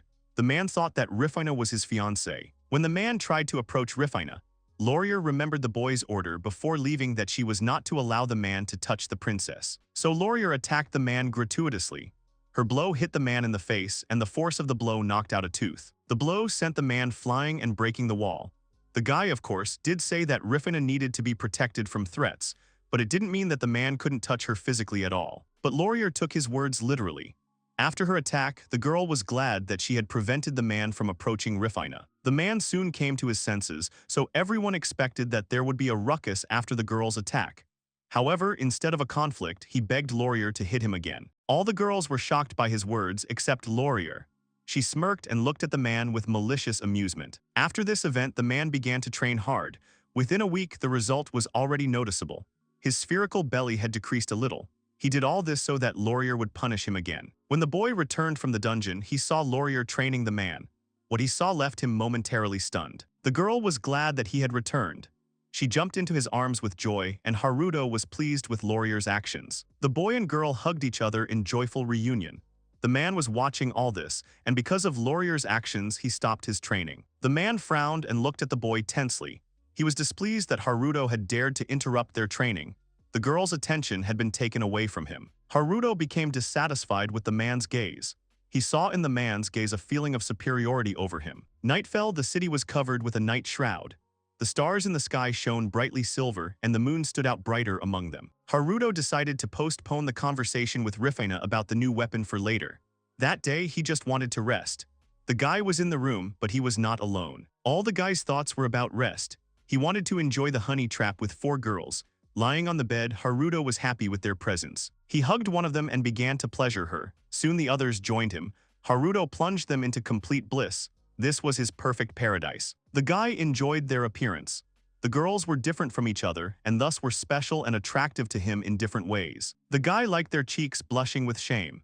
Haruto was completely absorbed in the whole process and enjoyed the girls. For him, they were a treasure that needed to be protected. Looking at them, his strength filled him again. Haruto was completely satisfied with the rest. He gave each girl pleasure and bliss. The guy was completely satisfied with everything. The next day came. All the girls except Laurier were inside the hotel. The butler was explaining something to them. At the same time, the guy was able to do what he wanted before meeting the Marquis. He took the girl for a private talk. Laurier asked the guy what he wanted and why he left the other girls. Haruto asked the girl to fulfill his request. The girl was interested in his request and wanted to know what he would ask for. The guy wanted her to fulfill his request not later, but right away at that very moment. He asked the girl to step on him as she had done with the man. Laurier was both embarrassed and pleased by his request. The black-haired boy wanted to feel this sensation at least once in his life. He didn't want to lose and give in to the man. Laurier, smirking, only agreed to his request without saying anything about her. The girl ordered the guy to lie down on the ground. After Haruto lay down on the ground, the girl proceeded to his request. The guy looked at her actions with anticipation, while she was a little embarrassed. The girl felt a little uncomfortable doing this to the guy, but after a while she felt a strong interest. Laurier began to press the guy with great force. Laurier felt the thrill of power over the boy. She looked down at Haruto with amusement and a sneer. He enjoyed her touch. While the girl was advancing on him more and more, he was in bliss. He was not in pain, rather he was pleased by her actions. Haruto discovered a new world of pleasure. The guy was completely satisfied with his request. The feeling that he was somehow losing or giving in to the man disappeared after the girl fulfilled his request. On the contrary, Haruto felt completely superior to the man. The boy imagined how the man envied him. Now the man was losing to him again. Haruto also liked the feeling of being dominated by Laurier. He wanted to try it with the other 3 girls. A mischievous and cheerful girl, an influential princess, and an obedient maid. The guy longed for the moment when they would touch him like Laurier. He felt as if he had a new passion thanks to Laurier's actions. He wanted to feel mastery over himself again. At the same time, an elf girl approached them. She was shocked and looked at them silently. However, Laurier and Haruto managed to pay attention to her. It turned out that the girl had been invited by the Marquis. She explained herself to them with tears in her eyes and embarrassment. Her brother had not yet arrived, so she went to see what had happened. While the elf girl was explaining to them, Laurier kept advancing on the guy. Because of this, the elf girl ran away from Haruto and Laurier in panic out of embarrassment. The boy felt uncomfortable because of this, but he could not stop the elf. Laurier was only concerned that their trial was just in full swing, while Haruto was embarrassed that an elf had seen them. 2 girls from the window watched everything that was happening with a smile. Laurier wanted to continue, but the guy didn't want to anymore. Although it was nice, it was necessary to stop. Once inside, the tired boy soon saw the Marquis. The Marquis, asking for forgiveness for being late, greeted everyone. Approaching Princess Rifina, the man also apologized to the girl for being late. Rifina was not upset by his delay. After the Marquis apologized to the girl, he thanked the boy for his help in the underground labyrinth. Haruto accepted his thanks with honor. Opening the scroll of information, the Marquis admitted that he knew the reason for their arrival. However, he did not object to this. Haruto was glad of that. He realized that the reason he didn't object was probably because of his son, the son of the Marquis who had been attracted to Laurier. The Marquis continued the conversation, although everything was resolved with the guy's question, but the man himself had a problem. The Marquis's subordinate brought an unknown object wrapped in cloth. It was the hand of that strange golem the boy had fought in the dungeon. While the boy was thinking about the object, the elf girl stood up from her seat. The girl said that after examining the golem's hand, it turned out that it was clearly created using modern technology. The guy was interested in the fact that Cells knew something about the golem's hand. However, the girl was embarrassed and frightened by his signs of attention. Haruto realized that Cells was clearly wary of him because of the scene she had seen earlier, but there was nothing he could do about it. The Marquis explained to the boy that Cells was the most educated student in the class. Her knowledge amazed even the teachers. The man also asked Haruto for one request. After losing his arm, its owner ran away. The Marquis would like to capture the golem, but he cannot leave the territory. Therefore, the Marquis asks the boy to find that golem. At first, the guy wanted to refuse and not accept the man's request, but then he remembered that the Marquis went to meet him with Rifina. Moreover, the guy himself was interested in the golem. Haruto agreed to fulfill the Marquis's request. He didn't want to miss that golem either. The Marquis was relieved that the boy accepted his task. Laurier and the other girls were already tired from waiting for the conversation to end. Haruto didn't know what to do. After all, he didn't know where the golem was heading. The Marquis asked the boy for one more request. The man wanted them to stay in the city for another month. During this time, he hoped that he could find some information. But his main goal was different. By that time, Cells would have finished her studies. Therefore, the Marquis wanted the girl to go with them. The boy was momentarily confused and incomprehensible by the man's request. Haruto turned to the girl and looked at her. He understood the Marquis's request. He really wanted them to stay for the sake of the elf girl. However, the girl was too timid and shy. Although Haruto was glad, he had become quite friendly with her during their journey through the dungeons. This would give him an extra chance to get closer to Cells. For the guy, this request seemed like luck, because he would be able to get such a cute elf girlfriend. This made the guy's fantasy of seeing friendship with the girl run wild. Haruto, imagining the girl in his fantasies, blushed deeply and began to smile widely. The sight of his vile smile scared Cells. The agitated guy was able to wake up from his fantasies only after a rough push from the girl sitting next to him. It was warm outside. The trees were green with bright foliage. A guy was sitting quietly and peacefully on a bench. Haruto was in a suburban park. At the moment, he was completely alone. Haruto was relaxing on a bench. Sharon and Mina had gone shopping, and Rifina and Laurier had taken on a quest to destroy weak monsters. At first, the guy was a little confused by their team, but they turned out to be unusually well-balanced. Rifina was good when it came to negotiating, and when it came to fighting, Laurier was inimitable in this. The guy was glad that they got along. It would have been much worse if they had been constantly fighting. By the way, every night all 5 of them slept on the same bed. Although the guy's endurance was high, he was the only one. Haruto suggested that they take turns several times. However, they did not agree with this. To be honest, the guy himself didn't want to take turns with the girls. He didn't want to distance himself and be separated from them. Every day he was in complete bliss from waking up in the morning surrounded by warm female bodies. The guy understood what a true harem meant. Therefore, Haruto could no longer refuse this wonderful feeling. While the boy was recalling this feeling, a girl approached him. It was Cells. Haruto asked her what happened, why she came. The girl was looking for him. Someone at the hotel told her where to find the guy. The girl handed the boy the bundle she was holding. Recently, Haruto wanted to get one thing and Cells brought it to him. The guy thanked her for bringing him the thing he needed and took the package in his hands. The girl wanted to know why he needed the thing. Haruto explained to her that the thing was not for him. It was for Sharon, the girl with red hair. After his explanation about the bundle with the thing, Cells timidly asked the guy for one request. She told the boy that she could stand up for herself and protect herself. So she wanted him to teach her what it meant to be an adventurer. The guy saw in her request a chance to get closer to Cells. Haruto thought that she hated him, so he was glad about this and immediately agreed to help the girl. The girl heard his consent and was beside herself with happiness. She smiled shyly at the guy and thanked him for his future help. Haruto saw her happy look and smiled back at her. The boy thought the girl was very cute because of her actions, but he didn't know what to teach her. After thinking about it, he started looking for training options. After all, in this world, he only taught the art of combat. However, the boy began to think about something else. He wanted to start with Amaga's style, ask the girl to dress up in different clothes.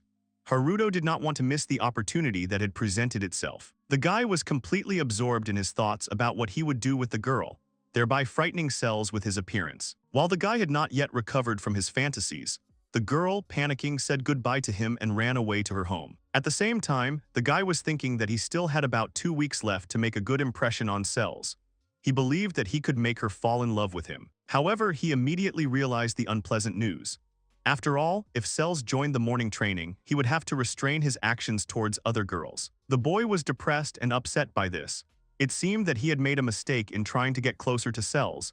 He did not know and was not sure that he could restrain his impulses. By this time, the girls had approached him. Sharon looked worriedly at the upset guy. Mina calmly watched his actions. Haruto immediately came to his senses and stopped being upset. He felt awkward because the girls saw him like this. At that very moment, the boy realized that Cells was not there. Haruto began to look around in panic, searching for the girl, but she was already far away from him. Soon the guy took a bundle of things lying nearby and handed it to the short-haired girl. Sharon was surprised by his unexpected gift. The girl opened the bundle of fabric and out came the thing that the boy had asked Cecil to find. It was a mitten. It turns out that the guy remembered in tours that during a walk together the girl wanted to buy such a thing. The peculiarity of the glove was that it was made from the memorable hand of that golem. Therefore, the gauntlet had the ability to nullify almost any magical effect. For a guy, this is exactly the thing that would suit Sharon. The girl, hearing his words, immediately put the mittens on her hand. Sharon was happy with her purchase. The mitten was perfect in her eyes. However, she thought that this thing suited the guy more than her. Sharon offered Haruto to use the gauntlet, but the guy refused. After all, it would interfere with his magic. And Sharon doesn't have any offensive magic, so she was the perfect candidate to wear the gauntlet. The girl, hearing his words, smiled brightly. She was happy not only from the gift but also from the guy's words. Therefore, she happily accepted the glove. Haruto looked with affection at how the girl was happy with her new acquired thing. From happiness, the girl lifted her mittens up and looked at her with admiration. Soon the guy was distracted from how happy she was. He was more attracted by her appearance, her curves. The guy's face turned completely red from staring at Sharon's body. He was embarrassed and tried to find something to distract himself from the girl. His gaze fell on the girl in the maid costume. Haruto called out to Mina. The guy wanted to tell her something. Mina turned to Haruto and wanted to know what he wanted. But seeing his vile look, the girl immediately realized what he wanted. She knew what his expression meant. So the girl immediately offered the guy a place where he could fulfill his desire.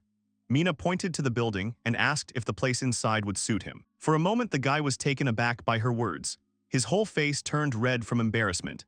He was surprised that the girl had guessed so quickly. With a pause, he sheepishly agreed to the offer of the girl in the maid's costume, to which she began to prepare. Mina quickly approached the still joyful Sharon.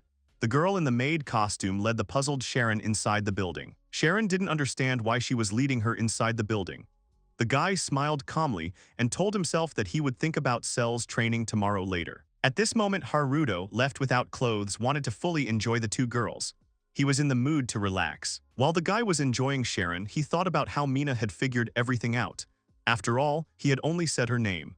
Haruto realized that he was rather easy to understand. The maids were incredible after all. Haruto turned his attention to Mina and began to bring her bliss with his actions. Haruto bit Mina's cat ear, thus touching her most sensitive spot. This made the girl tremble completely. Soon the guy began to pay attention to two girls at the same time. Mina and Sharon could only enjoy his attention. In the end, after they had enjoyed each other, everyone lay on the bed, exhausted from fatigue and the previous pleasant sensations. After some time, Haruto and Cells were in the library. The guy was delighted with the library, its large number of books. While Haruto was looking around the room in admiration, the girl explained to him about the library. The library of the Iris Magic School had a huge number of books. Even the library of the royal capital did not have so many. Cells found out about the book the guy was interested in. He wanted to find a book about the history of the country. He was also interested in legends. That was why he came to the library. He wanted to know this world well. So as soon as he had the opportunity, he asked Cells to take him to the local library. The girl climbed the wooden stairs and tried to find the book the guy was interested in on the shelf. The guy watched her search. However, something completely different about her attracted him. What he saw made Haruto's eyes instantly sparkle and his cheeks turn red. A beautiful view of Cells appeared before him, while the girl was interested in the book, which was almost at the very top of the cabinet. The guy was attracted by her lower body. Even though he couldn't fully enjoy the view because of her wide shorts that covered her body, the guy still stared at Cells. Smiling, he came to his senses and stopped looking. Although he was asking the library for forgiveness for his thoughts, he was glad of the view that presented itself. By this time, Cells had managed to find and collect the books he needed. Taking one of them in her hands, she suggested that the boy start with the book, The Genesis of Erudijizu. The boy agreed to her proposal. He had never heard of such a thing before. Haruto thought that Arudages would be more similar to Andalusia. Haruto also asked the girl to read the book out loud to him. Cells agreed to his request. After telling the legend of the world's creation, Cells told him how the kingdom of Milis was founded.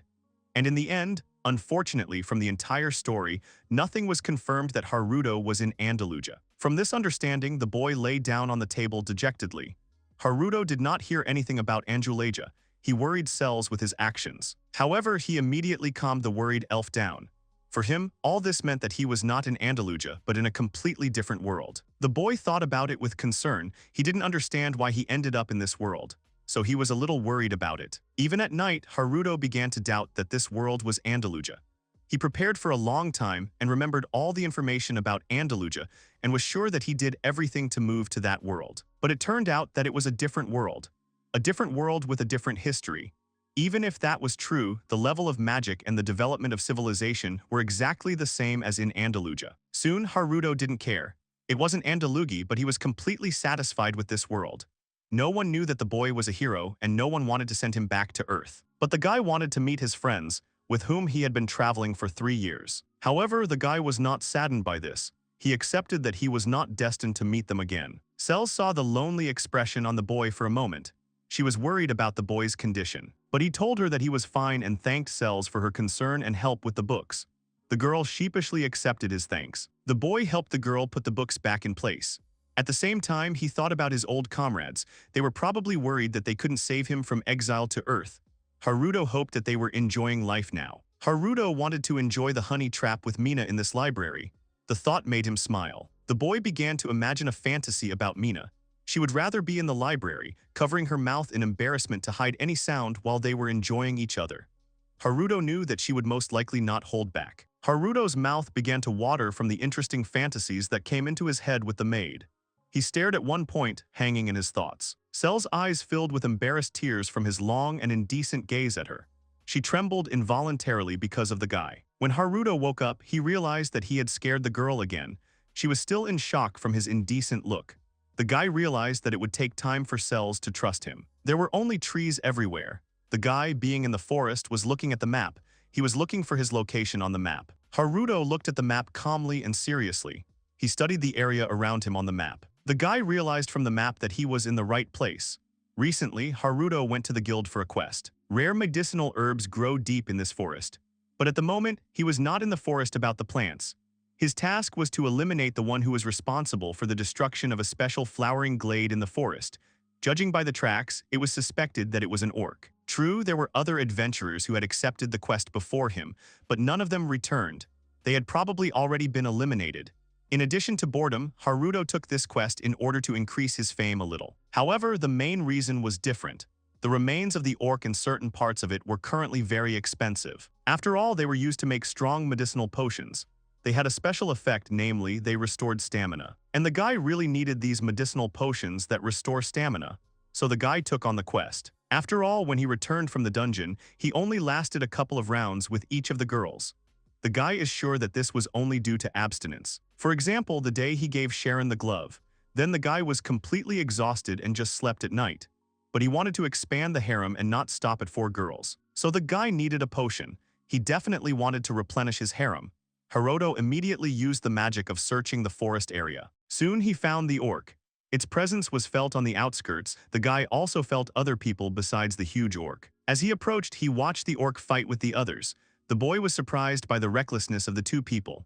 After all, only 2 were confronting the orc. However, he soon took his words back. The unknown were able to easily defeat the orc, leaving the guy to watch in disbelief. The liquidated orc of enormous size fell lifelessly to the ground, thereby causing the immediate surroundings to shake from his fall. The strangers noticed the guy approaching and wanted to know the reason for his presence near them. One of them turned out to be a girl. Haruto started to introduce himself to them, but the girl immediately stopped his words. She realized that he used magic to find this place. Finally, the exotic-looking girl brazenly asked the guy what he wanted from them. The guy was momentarily speechless from her impudence. It seemed to him that she was laughing at him. After all, the girl did not even let him finish when he tried to explain everything. Having calmed down, the guy told them again that he was an adventurer looking for an orc. The girl told the guy that he should have told her about it right away, but he wanted to convey this information to them earlier. Then the girl, after his explanations, approached the motionless body of the orc. She began to quickly get rid of the clothes that the orc was wearing. Then the girl pulled out a weapon in the form of a sharp steel rod. Instantly, she began to cut up the orc's meat, thereby irritating the guy. After some time, the girl finished completely, and she put the obtained remains of the orc in a cloth bag. The girl's companion approached the boy. The stranger, dressed in a robe, covered his face with a hood. He asked the boy about the location of the city of Iris. Haruto explained to him where the city was and which road they had to take to get to Iris. He didn't thank him, but simply accepted the information he gave him. The guy, hearing the voice of the unknown man in the robe, realized that he was also a girl, like his exotic-looking companion. Since the orc had been destroyed, the boy was going to go back, so he offered to take them to the city. They agreed, but before that they wanted to know his name. The guy introduced himself as Amagi Haruto. Upon hearing his name, both girls froze for a moment. The name was familiar to them. Suddenly, one of them launched a vicious attack on the boy, and from her merciless blow, it was clear that she didn't just want to hurt him. However, Haruto was able to defend himself from the blow. The boy was shocked by the sudden attack and could only scream in surprise. He did not understand why the girl attacked him. The exotic-looking girl bounced away from the guy, smirked and acknowledged his strength, as he was able to defend himself from her attack. She turned to her companion and asked her what they would do next. She replied that there would be no problems from their actions. The unknown person hidden in the robe told the boy that Amagi Haruto really had an extremely indecent face. Haruto was surprised by her words, but he was not given a chance to answer. The girl started to attack the guy again with a running start. Grinning widely, she was preparing to strike him. To maneuver, the girl jumped high into the air, while simultaneously raising her hands with sharp nails to attack. Instantly, she, dropping down with her entire upper part, delivered a fierce and merciless blow with her hand. However, the boy was already prepared for her and was able to repel her attack with his steel sword. Haruto, though, defended himself with difficulty. The sword and the girl's merciless claws collided, making a grinding noise as they struck. The boy realized that they really wanted to eliminate him. Although he didn't understand anything, they were definitely his enemies. This meant that he had to defeat them. The guy became serious and began using magic. The exotic-looking girl immediately noticed the use of magic near her, and so easily dodged his attack Earth Bondage, thus shocking Haruto. He was shocked that she was able to dodge his attack before activating the spell. The girl was also surprised by his ability to cast spells without saying a word. In addition, his amazing magic enveloping his sword also amazed her. If he were an ordinary opponent, her claws would have eliminated the guy long ago. Haruto didn't understand who she was and why she knew so much about him. However, they were distracted from their conversation by a girl in a robe who ordered her companion to eliminate the guy. The exotic-looking girl took the order in a relaxed manner and told the one she understood. The guy was annoyed that the unknown woman in the cloak was constantly ignoring his questions. Haruto really wanted to grab them and question them so that they would answer all his questions. Having become angry, the guy seriously attacked his rivals. In his anger, he cast the Earth Shackles spell again. Vines shot out from the ground at lightning speed, surprising his enemies with their sudden appearance. The vines surrounded his rivals and began to wrap around their bodies so that they could not resist. The blonde girl watched this, panicking. The girl began to resist and try to get out of the vines that had grabbed her, but they had completely immobilized her. The guy was glad that they had lost and told them to give up. However, she did not listen to him and with stubborn zeal tried to get out of the encirclement of vines, but she could not even move. The guy wanted to know the reason why they attacked him. The unknown man in the robe told him that, as he thought, it was impossible to deal with him with just one of this creature. Haruto, hearing the voice of the unknown man in the cloak, was perplexed. After all, the unknown man's voice had now become male. The unknown man in the cloak began preparing for an attack. A sharp and loud sound made the guy cover his ears. The girl was also surprised by this. The sound gave her a headache. Haruto realized that something was wrong. The sharp sound meant something unpleasant for him. The guy guessed what would happen soon. With anxiety and pain from the sound, he instantly used the magic spell Earth Wall. Under the influence of magic, the earth quickly began to rise. At the same time, the body of the unknown man in the robe began to collapse. A second later, there was an explosion. However, the guy managed to use magic, and a wall of earth was able to protect him from the attack. Although the girl managed to survive the explosion, she was hit by flying rocks. She could not protect herself from them, as she was immobilized by vines. The boy breathed a sigh of relief. This was dangerous. If he was a moment late, he wouldn't know what had happened. Soon Haruto noticed the surviving girl. He was surprised by her strong body because she was able to remain almost unharmed during the explosion. The guy turned to the immobilized girl. He asked her about her companion, whether he was a golem. But the girl didn't know at all who her companion was. Thus, she angered the guy with her ignorance of the identity of her companion. He was a little dissatisfied with this, since they had attacked him together. Haruto also realized from the girl's stupid look that she had not lied to him. Although it sounded stupid, the guy had already met a person similar to this girl, and it was Laurier. One way or another, he needed to find out something. So, threatening the girl with his weapon, the guy began asking her for information about her companion. But she didn't answer him because she was hired after all, so she can't give out information about the client. She admitted that she had lost. The girl told the guy that he could do whatever he wanted with her. From her words, the guy took the liana in his hand and used magic on it. Slowly, the liana began to embrace the girl's body more tightly, simultaneously secreting plant mucus. The girl was confused by the sensations unknown to her. Haruto, wearing a bad guy mask, began to question the girl with a vile grin. He wanted to know her name and their purpose, why they came to this place. However, the girl stuck her tongue out at the guy and refused to give him even the slightest information. Haruto, grinning even more, used magic on the liana again. Instantly, many vines approached the immobilized girl and surrounded her. The girl was surprised by their sudden appearance. But new vines had already embraced her, and the vines were also different from the fetters that had previously embraced her. They were filled with an unknown liquid. The boy looked at this with a malicious grin. Combined with the spell Water Flow, the vines turned into a slimy mass. 2 hours later, the girl was still tightly surrounded by vines. Their touch made her shiver and sigh languidly. The girl was completely at the same time in bliss from new, strange sensations for her. Because of this, tears appeared in her eyes unconsciously. Haruto was pleased with the girl's appearance. Victory was undoubtedly his. The girl could no longer tolerate touching the vines. The guy, although he had defeated the girl, also felt heavy, and all this was because of the picture that appeared before him. The girl looked seductive in these vines. But suddenly the girl began to scream from the excess of feelings due to new sensations. A bright light surrounded her body, which is why the guy had to cover his eyes with his hand. Haruto didn't understand what was happening. The bright glow near the girl's body began to slowly fade as the size of the girl's body began to decrease. The girl's body, having lost its support in the form of vines, fell down, all surrounded by the fetters of the earth. But the vines no longer embraced the girl as tightly as before. All this was due to the changes in her body size. The girl had decreased not so much in size but also in age. She looked like a little girl. The guy was shocked by the girl's sudden transformation. After all, she looked like a teenager. The girl, having disentangled herself from the vines, pounced on the guy. Hitting him with weak blows, she blamed him for the disappearance of the magic she had accumulated. Haruto didn't pay attention to her blows, accusations. The guy was distracted and at the same time surprised by her sudden change. This was the true form of the beast woman. The girl cried. After all, the warrior's pride was in sacrificing himself. However, instead, she felt pleasant sensations unknown to her. She told the boy to take responsibility for his actions. The situation was aggravated not only by the girl's words about responsibility, but also by her new appearance. Haruto was completely distracted by her appearance. From embarrassment and not understanding what to do, the guy's cheeks simultaneously turned red, and a cold sweat appeared on his back. After a while, the guy told the girl named Tanya to be quieter and calmer. Tanya was on his shoulder, completely immobilized. Haruto recently found out from the girl what her name was. The beast girl's name was Tanya. She couldn't calm down. She was uncomfortable with the fact that he was carrying her like a sack of potatoes. The boy told the girl that he had taken responsibility for taking her to the guild.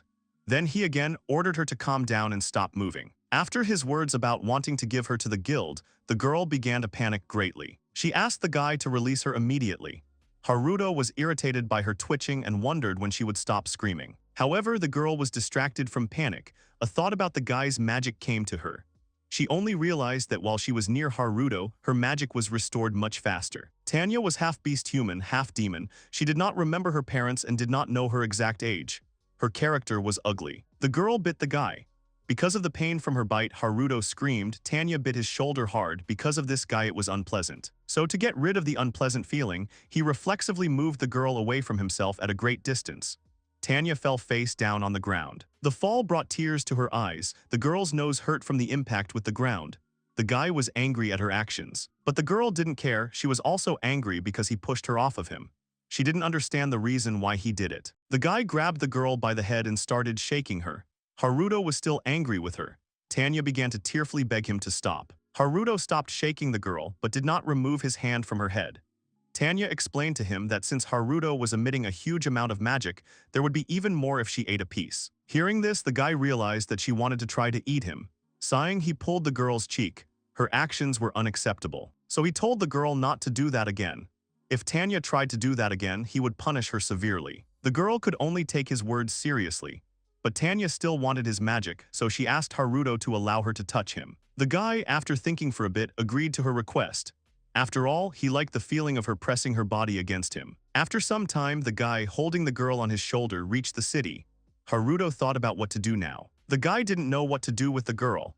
He could easily hand her over to the knights, but something stopped him. In the city of Iris, knights predominate more than guilds. There were a huge number of knights patrolling the city, but still the guilds were more important. Therefore, Harutop decided that it would be better to hand the girl over to a guild he knew. The guy happily entered the building. However, no one greeted him back with joy. On the contrary, everyone looked at the guy with bewilderment. They were shocked by him. Haruto realized that his acquaintances had misunderstood him. Right now, he came to the guild with a little girl who was tied up hand and foot. It was a very bad situation. Tanya also realized this and started screaming that the guy had kidnapped her. It took Haruto over an hour to clear up the misunderstanding. After a while, they were already in the room. The guy offered the girl to make a deal with him. He was still in a bad mood because of the previous situation. When he was able to explain everything to the guild and dispel the misunderstanding, they decided to give Tanya under his supervision. After all, there was no reward for the girl's capture. Besides, she was a little girl. The guy continued and laid out the terms of the deal. He would help Tanya restore her magic and allow her to attack him. And in exchange, she will have to tell him about her exploded satellite in the mantle, and also the reason why Tanya attacked Haruto. Tanya, having heard the terms of the deal, thought for a moment, but immediately agreed to the guy's proposal, thus surprising him. Haruto looked at the girl in surprise. He was a little confused by her quick agreement because the guy was already ready to fight about the deal. After receiving an adult body, Tanya left the village to become an adventurer. The girl was a half-breed of two strong races, so she had an advantage over ordinary people. She was also interested in fighting strong opponents. The guy was momentarily depressed by this thought. He didn't understand why all the demons were so obsessed before the fights. Laurier immediately came to mind. She was exactly the same. Tanya told the guy everything. About a month ago, two mysterious figures in cloaks approached her, and one of them said that there was a powerful adventurer in the city of Iris Amagi Haruto. An unknown figure advised Tanya to find him to test her powers. The journey to the city took about a month, but they met her in the forest next to him. And for the entire month, Tanya never saw her companion without a cloak and hood. Moreover, they practically did not talk. Haruto understood from her story that Tanya was a stupid girl. After all, no one would usually agree to carry out an order from a person unknown to her. Tanya didn't care about her companion's secrecy and secretiveness, and that's why that explosion surprised her no less than the guy. Haruto realized that he had received useless information from the girl. He frowned as he looked at the carefree girl. Many things remained unclear. That's why the guy was worried about it. Tanya's companion was probably a golem. In addition, the girl remembered that the second companion who did not go with them was missing one arm. They met in a city east of Iris, in a city located near the border. The boy had never been there before. The escaped golem had no interest in his team of girls, and it seemed to be targeting Haruto. If that golem wanted revenge, then Cells should be its target. But the golem was only interested in one guy. But the guy wasn't too worried about this information. He left the thoughts about the golem for later. Suddenly, the door to his room opened. Sharon and Princess Rifina suddenly burst into the room. Sharon happily informed them of their return with Rifina. But instead of an answer, they were met with an unpleasant picture for the girls. In the room sat Haruto and an unknown little girl with an exotic appearance. The smile slipped from Sharon's face. She was unhappy with the guy. She and Rifina did not understand where he got the girl from. After a while, the guy explained everything to the girls. There was a huge number of different dishes on the table. Tanya, while eating the food, asked the guy with displeasure about the return of her magic. The guy remembered this and called out to Laurier. Laurier was also eating pastries and drinking tea at the time. Haruto wanted to know if she could, like with Sharon, transfer magical power to Tanya. Laurier agreed. It was easy for her to do. Tanya left the dining area and stood near the wall. Laurier's hands moved towards her. The process of restoring the girl's magic began. However, after a while, Tanya noticed that her appearance still remained the same. She was still a little girl. But Laurier told her that the restoration process was over. Because of this, Tanya was angry because she did not get her adult body back. The girl was left to vent her anger on the guy next to her. Tanya was unhappy that she remained the same. Laurier, lost in thought, told them that if she wanted to get all her magic back, she needed a kiss for that. Haruto didn't understand the meaning of the girl's words. He looked at Laurier in confusion and asked her what she meant. Laurier, smirking, said that the guy had heard everything correctly. Tanya's magic is restored by touching the guy. Laurier's magical energy is also restored magnificently by this. Especially at night, the girl laughed at the last words. Sharon, embarrassed, was surprised by this information. After all, she did not feel anything when in contact with the guy. Laurier explained to her that Sharon was human, so she was simply not capable of this. Haruto did not understand Laurier's last phrase about the night at first, but after a moment he realized that she had hinted at a moment of pleasure with him. He was embarrassed by this. Tanya was glad that it turned out all her magic would be restored from the kiss. Turning to the guy, the girl began to approach him. Tanya wanted to quickly restore her magic. Haruto was confused by her actions. Having lifted Tanya onto the bed since she was in the form of a little girl, the guy approached her. He felt a little uncomfortable, but he still wanted to do it. Haruto felt guilty about it. After all, she looked like a little girl. However, the boy still grabbed the girl's face with his hands. Bringing her face closer to him, Haruto slowly leaned towards the girl. He pressed his lips to Tanya and began the process of restoring magic. The recovery process continued, and three girls were watching all of this. Sharon, completely blushing, looked at Haruto and Tanya. A few minutes later, the guy moved away from the girl. His cheeks turned red from the process of restoring his magic. Tanya felt her magic being replenished. Haruto, hearing her words about replenishment, thought that he didn't feel any decrease in his magical power at all. Tanya, however, was not satisfied with just one time. So she approached the guy and asked him to start the process of restoring magic again. The guy did not refuse and began to touch the girl. As they approached, they began the process of replenishing the girl's magic reservoir again. The guy felt incredibly hot from the whole process. The girl in his eyes unconsciously became extremely cute after the recovery process. Laurier approached Tanya, put her hand on her shoulder. She told the girl that besides the kiss, there was another option that would fill the reservoir of magic much faster. Tanya wanted to know about this option. The girls began to talk about another option for restoring the magic reservoir. Soon Tanya moved away from Laurier and approached the guy. Laurier looked at all this with a sly look. Approaching the guy, Tanya stood in a cute pose. With an innocent and seductive look, she asked Haruto to try the accelerated recovery method with her. The guy couldn't help but react to her actions. Her sweet and seductive appearance made Haruto pounce on Tanya. All his attempts to maintain his composure were shattered. Winter came and it became cold outside. However, because Haruto slept surrounded by girls, the cold did not feel at all. The guy woke up, he felt very comfortable and warm lying in bed with the girls. But Haruto still had to get up. He raised himself and stroked the sleeping Rifina and Sharon. Finally, sitting down on the bed, Haruto looked at the girls. His gaze was drawn to the exotic-looking girl. At the moment, she looked older than before. Tanya was taller than Laurier but shorter than Mina. It seems that the transfer of magic was successful. During the process, the girl's size suddenly increased, which scared the guy. Apparently, the increase in the girl's body size is proportional to the required magic power. Haruto wouldn't mind giving all his magic to Tanya just to see her previous body size again. Also because there was even more work to do, since his harem was increased by one more girl. Haruto tried a new trick he learned in the forest. The technique slippery vines created by combining two spells, earth binding and water flow. To his surprise, Sharon wanted to be the first to experience the beauty of this technique. The slime-secreting vines tightly wrapped around her body. Haruto learned that Sharon was apparently interested in such experiments.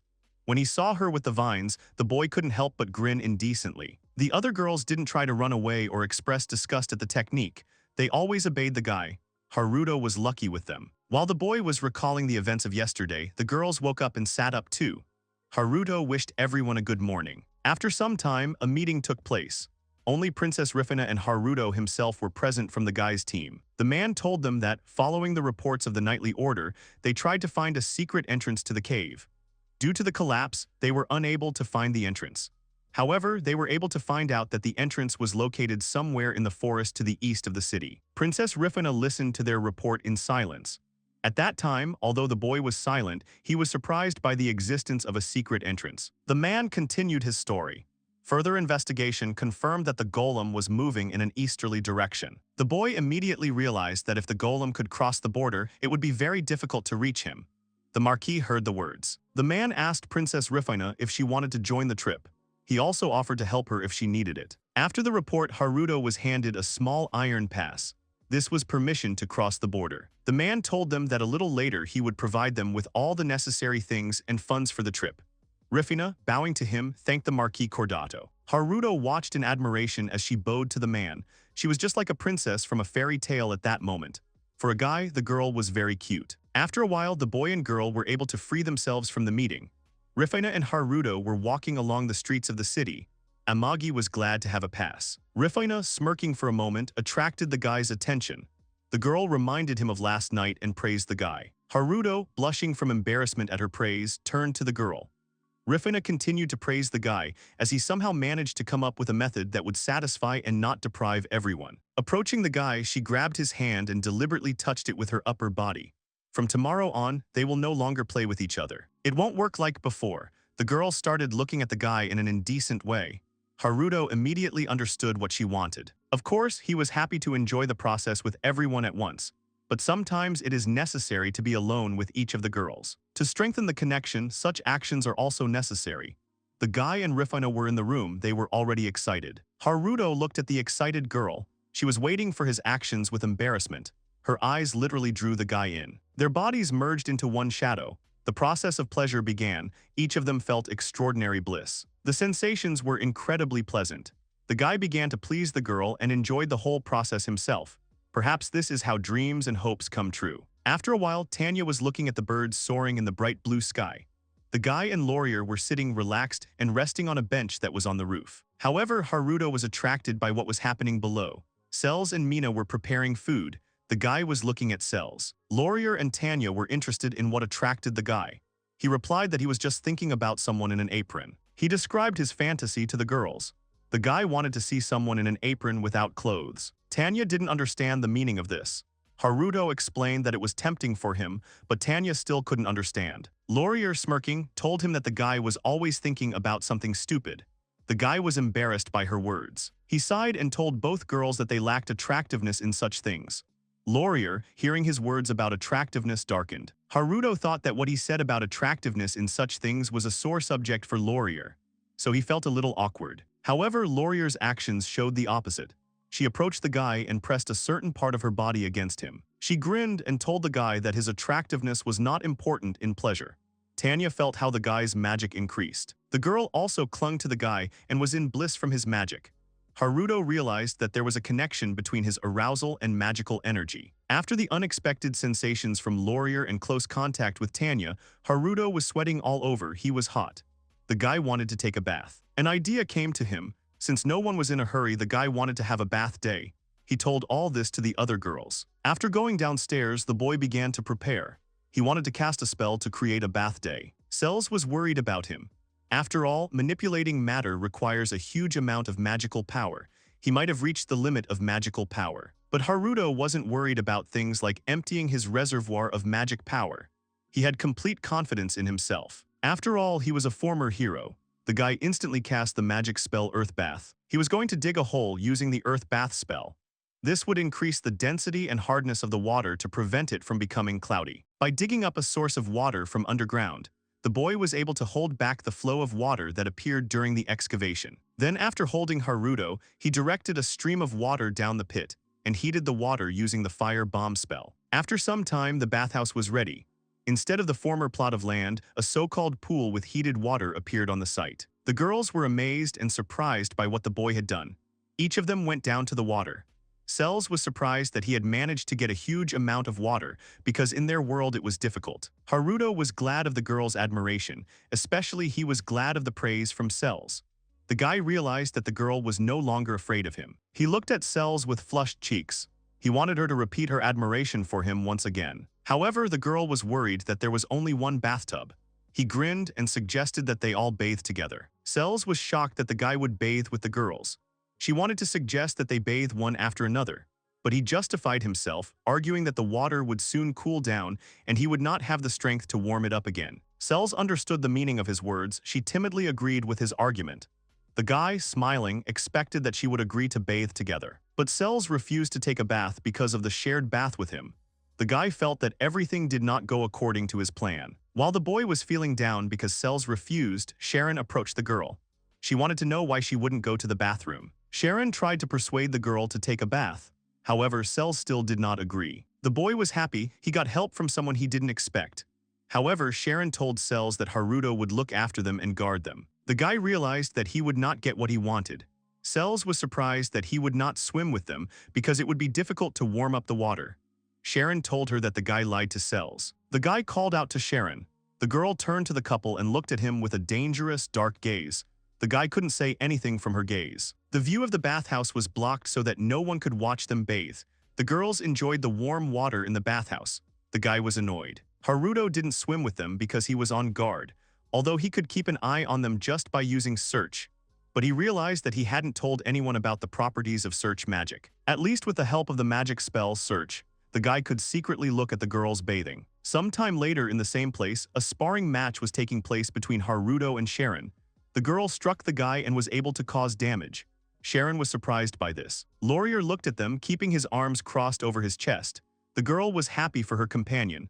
After all, she was able to do this. Sharon jumped for joy, happy that she was able to touch the guy and hit him while attacking him. Haruto congratulated the girl. She became stronger than before. Sharon bowed in response and thanked the guy. If it weren't for his training, she wouldn't have been able to touch him during sparring. Haruto didn't respond to her words of gratitude, he just smiled at Sharon. Then he stroked the girl's head, ruffling her hair. Since they were in the forest, the guy suggested that they take their training to the next level. Sharon was surprised by his words. Until now, Haruto had been protective of her and had given the girl slack. But from now on, he would train her more harshly. The girl only took up her attack stance at his words. She accepted that he would train her hard. Sharon was ready for it. Sharon started attacking the guy. She wanted to touch him with her fist, but he instantly dodged her blow. The girl was no slouch. Without stopping for a second, she continued to attack the guy. The girl dealt blow after blow but could not touch him. Sharon frowned in anger and frustration, sweating. The girl stopped attacking with her hands and began using her legs. Swinging her leg, she tried to attack the guy directly in the head, but he was able to see her attack and pushing off dodge it. Sharon was surprised that he was able to dodge her sudden attack. She tried to use her other leg but was stopped by the guy's leg. Haruto, without wasting time, grabbed the girl's hand with lightning speed. Sharon could only scream in surprise. The guy pulled her towards him. Then after he pinned her down, Haruto completely pushed her body down towards the ground. The guy made the girl fall to the ground, covered with green grass. The girl could only look at the blue sky that appeared before her eyes. Laurier watched calmly and relaxed as her companion was pushed onto her back by the boy. She wasn't worried about Sharon. At the same time, Sharon was trying to recover from being thrown onto her back, breathing heavily as she tried to get more air. While Sharon was trying to catch her breath, Haruto was above the girl. The guy looked down at her and took some action towards her. Laurier only closed her eyes to his actions so as not to see the embarrassing moment.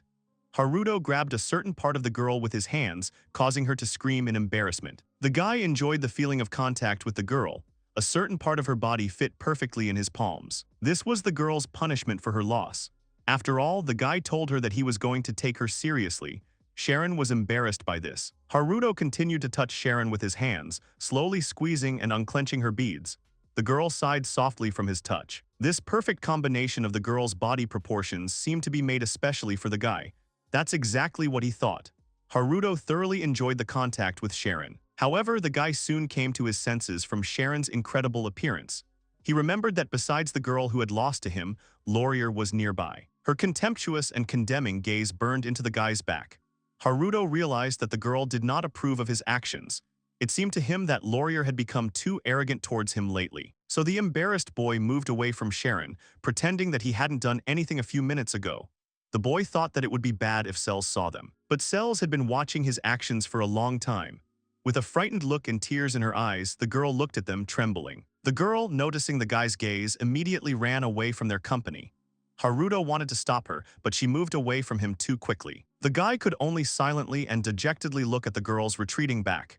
He didn't know what to do. At the same time, Sharon was trying to regain her composure. The girl was breathing heavily due to the recent vivid sensations from the guy's hands. Haruto again placed his hands on a certain part of Sharon's body, thus surprising her with surprise. The boy didn't care about Laurier's presence anymore. He was trying to relieve the stress of what happened to Cells. Haruto felt like he was almost going crazy. The other girls were on another plot of land. Mina was preparing for dinner. She had already placed the dishes on the table. Rifina and Tanya were resting, not paying attention to Sharon's sighs. As darkness fell on the street, the boy left their house. Haruto, having checked that no one was following him, walked a long distance from the house. The guy pulled a cell phone out of his pocket. Grinning, he looked at the screen of his smartphone and turned it on. Haruto started scrolling through his phone's screen. He wanted to look at every single obscene picture he had downloaded before leaving Earth. But suddenly Cells came up to him from behind. The girl was surprised that the guy was not at home. The guy shouted in embarrassment from fear. Hiding his phone behind his back, Haruto panicked and wanted to know why the girl wasn't home. It turns out Cells was going to the bathroom. After learning that the girl hadn't seen anything, Haruto breathed a sigh of relief. Unconsciously, the boy pulled out his smartphone from behind his back. thus drawing the girl's attention to the unknown equipment in his hands. The girl looked at the cell phone with interest. Cells was completely attracted by the phone. With childish curiosity, she wanted to know what the thing in the boy's hands was. The guy was confused by her expression when Cells was interested in the phone. He explained to her that it was a smartphone. The girl was studying the phone completely. To her surprise, the phone screen suddenly went dark for her. Cells was afraid that she had broken it, but the guy immediately calmed her down. Taking the phone from her hands, the guy turned on the camera and showed it to the girl. Cells was delighted with the functions of the phone that she did not recognize. She didn't understand how this equipment worked. If the creation of the phone was done with magic, then Cells didn't understand how the boy could do it. She was interested in the unknown symbols. Haruto wanted to explain to the girl, but she was too distracted by studying her phone. Suddenly, an unexpected sound came from the smartphone, which scared Cells. The guy could only take the phone from her hands and turn off the ringtone. The girl looked at the guy with embarrassment and admiration. He was a professional smartphone user. Cells, approaching the guy, excitedly asked him for permission to examine the phone. Haruto was surprised by her strong interest. The guy, panicking and not looking at Cells, tried to refuse her.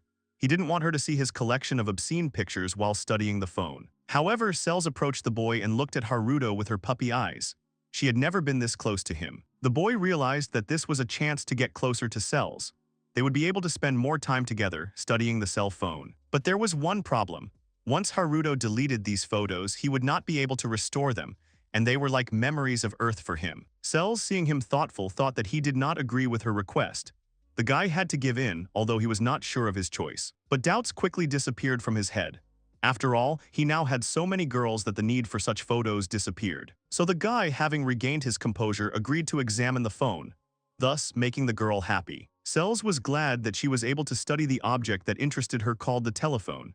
She thanked the guy with all her heart. Haruto told the girl that it was too late to start studying today, so he suggested postponing the matter until tomorrow. The girl went to sleep in the house and wished the guy good night. In response, he also wished her the same. 10 minutes later, Haruto erased all data from his phone, bidding farewell to those photos. He would never forget them. The next day, early in the morning, the boy gathered the girls.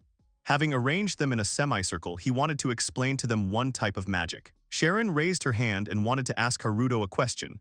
The girl wanted to know what kind of magic it was. After all, she could only use enhancement magic. Haruto answered her question. They will study fire magic. Even if this type is of little use in battle, it is very useful in everyday life. The girls were interested in learning fire magic. The guy continued. He wanted Cells to help him with an explanation. So Haruto called the girl to the board. Cells, accepting his invitation, stood up from her chair and walked to the center of the semicircle. While Cells approached the board and did something with it, the guy asked Tanya and Laurier if they knew how to use fire magic. But Laurier and Tanny did not know how to use this kind of magic. Laurier was calm about her ignorance, but Tanny was irritated by it. Cells had already prepared herself and began her explanation. In fact, using fire magic was easy. In order to summon a small fire, they only needed to ask the fire spirit for it. The boy was fascinated by the new information from Cells. After all, Haruto simply imagined flames to summon and did not ask for a fire spirit. Cells saw his expression, but the boy came to his senses and pretended that nothing had happened. He asked the girl to continue the lecture. After that, Cells continued the lesson.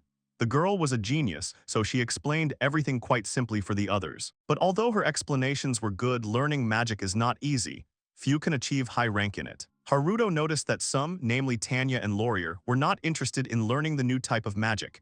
They were sleeping peacefully and did not delve into the information. The guy wanted to punish them later. Mina, the girl in the maid costume, was in a difficult situation. It was difficult for her to use magic, so she asked the guy to demonstrate fire magic to her again. Haruto agreed. It was not difficult for him to do it. A small flame instantly appeared on his palm. Cells was amazed that he used magic without words. Mina was also delighted with the guy's skill. Mina asked the boy if he could see spirits. The boy, still in a proud state from their praise, said that he could not. Cells was surprised that the boy couldn't see spirits. She looked at the boy in amazement, still happy because of the praise. Haruto realized that something was wrong and asked the girl about it. Cells said that everything was fine. However, to use magic without words, you need to be in complete synchronicity with the spirit. The guy was surprised. Did spirits really exist? Haruto confessed to the girls that he had never seen spirits, but he had seen a fairy that followed the hero. The girls looked at the guy in surprise. Silence fell for a moment. Mina had never even thought about the existence of fairies. She asked Cells about the differences between fairies and spirits. Cells explained to them that fairies were little known. They were quite rare, but there was a theory that fairies were related to spirits. The guy wanted to know about Curado because the fairy called him a spirit. Cells explained to the guy that such spiritual stones are created by fairies, but no one knows the details about it. The girl changed the subject. She was interested in the guy's ability. If he couldn't see spirits, then how could he use magic without words? The guy began his explanation with embarrassment. He simply imagined how the fire made noise, and thus the flame appeared on his palm.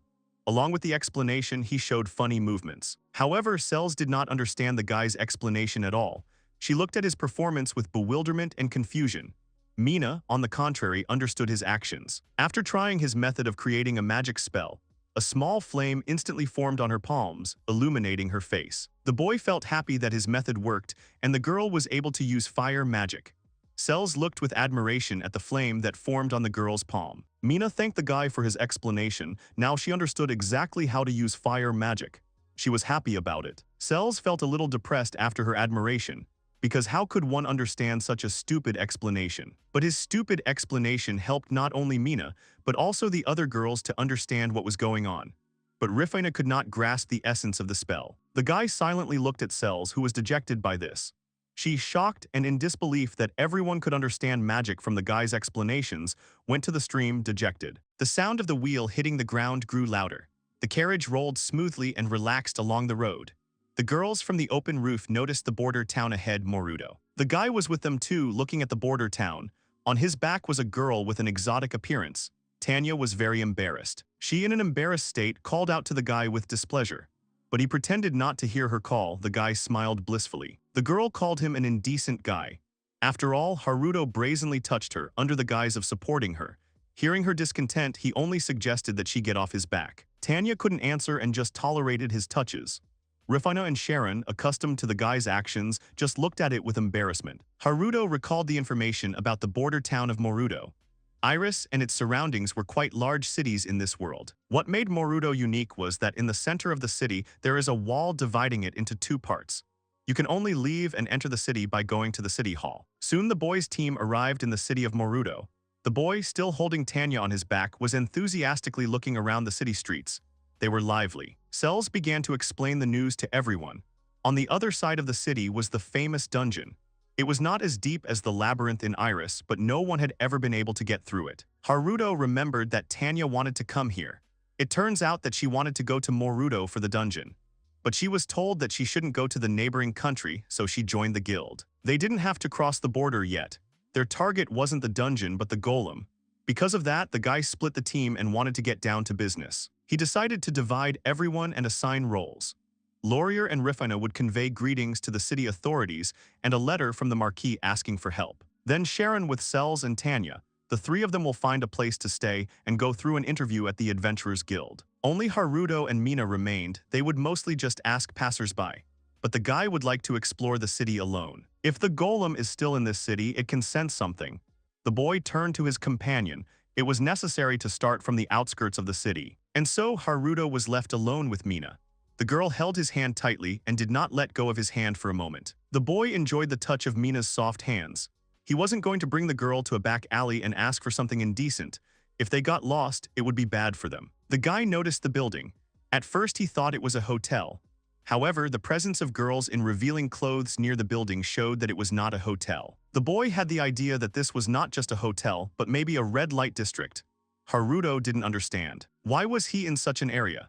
Mina and Haruto blushed at what they saw, but the guy knew what he really wanted. So with embarrassment, he nervously called out to the girl standing next to him. But his attention was distracted by unknown people. They said that he could not calmly walk around here with such a beautiful girl. A group of three men menacingly blocked the way for Haruto and Mina. They looked at the girl with an indecent look. Mina, from their indecent glances, anxiously hid behind the guy. Haruto took a defensive pose and tried to peacefully talk to the shameless men. But they only laughed loudly at his words. They began to mock and verbally laugh at the guy, from which Haruto began to get angry. However, the guy did nothing. He simply began to ignore them and tried to walk forward with the girl through the group. But one of the men grabbed the girl's hand and pulled her towards him. With an indecent look, he began to examine the caught prey. However, at that very second an attack fell on his face. The man did not even have time to somehow defend himself. The blow was lightning fast. Haruto's attack could only make the man fall down, causing his companions and Mina to look at the fallen man in surprise. The remaining two men, although shocked and a little scared by the guy's attack, were at the same time angry at his actions. Haruto accidentally hit the guy out of reflex. He looked at them and told them with a serious face that they started it all, so they shouldn't complain. The blonde man only became angry and frowned at the boy's words. Taking out his dagger from its sheath, he wanted to attack the boy. But Haruto only calmly watched his approaching blow. With one action, he was able to force the man not only not to hurt him, but also to drop his weapon from his hands. The boy dodged and arrogantly told the man that he was too slow. The man still didn't understand what had happened. Haruto didn't stop there. He attacked the man and hit him in the sore spot, causing him to only silently scream in pain. The blonde man from the last blow, the man could no longer attack him and could only writhe on the ground in pain. The guy turned to the girl. To the awkward surprise of the guy, the girl was already able to deal with the other man. She was uncomfortable because she could not resist and attacked too hard. But she still kept holding the man by the scruff of the neck and pressing her weight on him so that he couldn't move or run away. After a while, the girl used healing magic on the men to bring them to their senses. The guy approached the first man. He, waking up, realized in shock that all his limbs were tied with a rope. Frightened, he looked at the guy wide-eyed. Haruto looked at the man with a depressing, cold, gloomy gaze. The man, trembling, tried to get out of this situation. The boy told the man that he would be released as long as he did not do anything like that. The man, panicking, quickly agreed to the boy's condition. But they didn't let him go. At first, Haruto wanted to ask the man something. The man looked at the boy questioningly. It turns out that Haruto asked him about the golem, but he had neither seen nor heard of such an unknown being who was missing a right limb and had a hood on his head. The guy didn't believe the man. He asked him his question again. It seemed to him that he was like an undercover informant. However, the man still didn't answer the boy. So Haruto got angry for a moment. He thought that in this situation, they should answer everything that was asked. Having not received any valuable information, Haruto was about to leave the group of men. But one of them mentioned a store that was nearby. Hearing the man's words, the boy looked at him. He was interested in what he said about the store. After questioning them again, he let the group of three men go. They tried to quickly distance themselves from them. Mina did not understand what they should do now. She tried to find out from the guy about it. Did he want to talk to the guy the men were talking about? He agreed with her assumption. Haruto wasn't fully absorbed in the conversation with the girl. He was distracted by the price. The break cost about 5,000 call. Seeing this, the girl squealed. She called out to the boy in embarrassment, stuttering as she tried to say something to Haruto. Clutching the fabric of her suit, she said that since he saved her from those bandits, so should she do something nice for him. The girl with flushed cheeks said this to the guy. Mina grabbed his hand and thanked him shyly and timidly for saving her. Haruto accepted them reverently. Swallowing in excitement, the boy was excited by the girl's words. Her words greatly excited Haruto, causing him to blush. So the guy sheepishly suggested taking a break. She agreed to his proposal. The break was taken in the red light district. The couple was already in the room. The girl's seductive sighs were heard throughout the room. She was completely absorbed in the pleasure of the guy's actions. After a while, they moved from the bed to the bathtub. The guy thought it was weird that the bathtub cost 5,000 colas, but it was worth it. The girl and the boy were completely absorbed in each other. They were enjoying each other's presence and were in bliss, when suddenly the boy was attracted by the girl's ear. He asked Mina about her ears. At the same time, he touched her human ears. The girl was a representative of the beast people race. That's why the guy was attracted by her ears.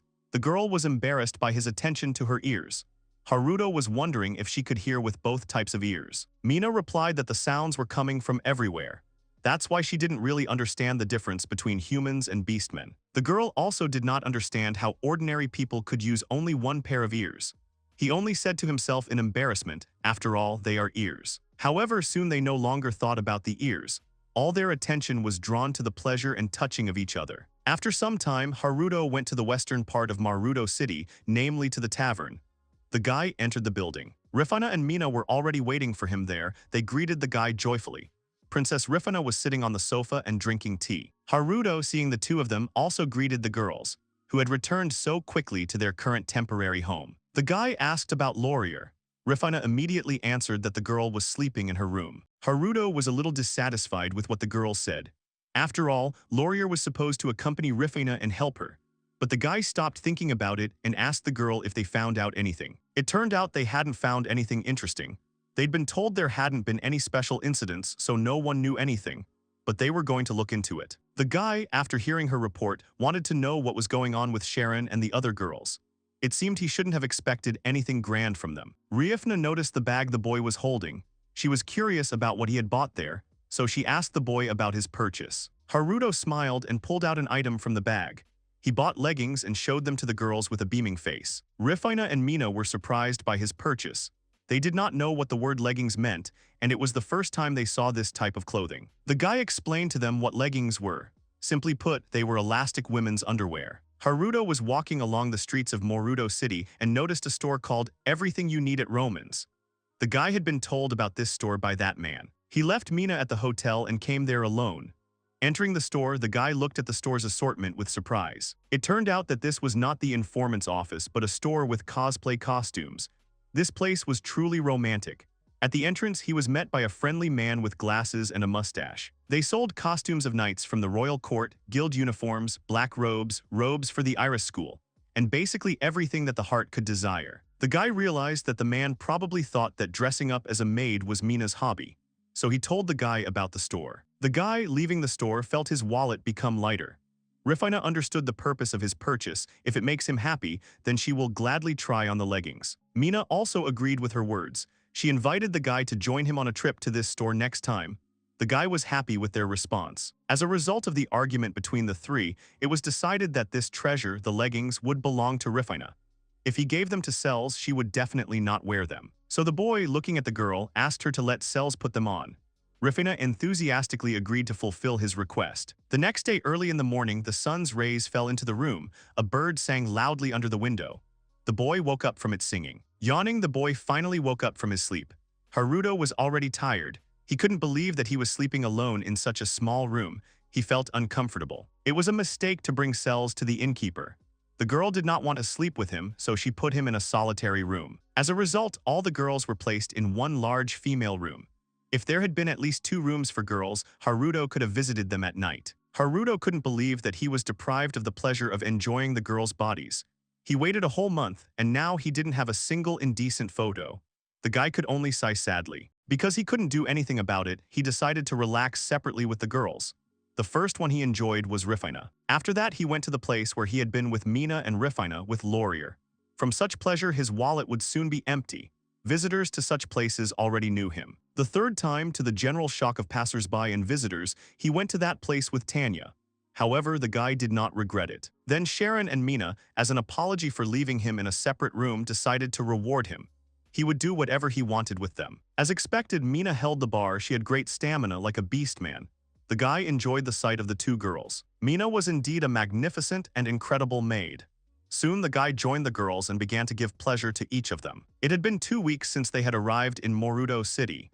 In her room, Cells wanted to take the phone apart. Cells didn't want to take it apart completely, but just to study its structure. The guy was worried about his phone, but he had already promised Cells the phone to study. She also wanted to solve the problem with charging the phone since it was quite difficult to charge it. Therefore, the girl wanted to use magic for this. So he convinced Cells to dismantle his cell phone. After all, Haruto had set such conditions for her, so he couldn't tell her anything. The conditions he set for her to allow her to examine the phone. Haruto didn't care about them. In fact, he wanted to spend this day with Cells as a date. He wanted love to develop between them already. Haruto wasn't going to just hold hands with her all the time. However, the girl ruined his plans. She was engrossed in studying the phone. There is a spirit of a scientist in her who only dreams of taking everything apart. The guy remembered how happy the girl was that he gave her permission to study his cell phone.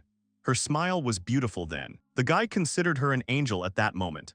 Cells didn't pay attention to the guy. She was completely absorbed in studying and disassembling the phone. After taking the phone apart and removing the cover of the smartphone, the girl noticed something interesting in the structure of the device. She looked at the phone with interest and saw a huge black rectangular object in it. The guy touched it and told the girl that this big rectangular thing was a battery. Cells looked at the guy in surprise. It turns out he knew about the structure of the phone. However, Haruto admitted that he only knew about the battery. The guy watched as the girl took apart each detail of the cell phone with interest. She examined the cables of the device. Then Cells asked him to read the inscriptions that were written on the battery. But he couldn't do it because everything was written in English. Cells was upset that he couldn't read the inscriptions that interested her. But the guy only knew simple words in English. because he only went to the 6th grade in school. The guy's attention was distracted. He saw something.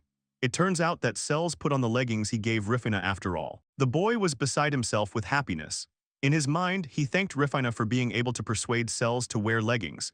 Next time, he would thank her in full. Suddenly, Laurier approached Cells and Haruto, thereby frightening him.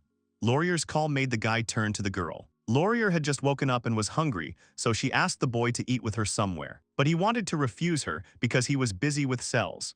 Haruto told Laurier that he and Cells were currently disassembling the smartphone. However, the girl, despite his reluctance to go with her, hinted to Cells that she was wearing indecent clothing, that is, leggings. But Cells did not hear his words, but the guy was scared by Laurier's actions. Therefore, he could not refuse, and Cells herself was not against letting him go. One day, knights in armor rode quickly through the streets on horses. The boy, hearing the loud clatter of horses, came out of the store to look. Haruto went back to the store. It turns out he looked at the weapons in this store every day. He was fascinated by the sight of the mithril sword. In terms of material, it was much better than his previous sword. The boy needed a weapon to replace the one he lost in the battle with the golem. However, this sword was terribly expensive, so he tried to negotiate with the seller to reduce the price by half. But the man refused and wanted to throw the guy out of his store. The guy had to leave with nothing, but he was upset about it. He would probably never be able to buy that sword. When he went back to the inn, he saw Rifina. The girl approached the guy and called his name, causing him to look at Rifina's actions in surprise. But Rifina didn't care. She was worried and anxious about something.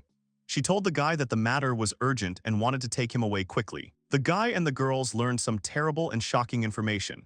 It turns out that a demon recently came out of the dungeon. The old man told them that about 5 days' drive from eastern Moruto, there was a dungeon known among explorers.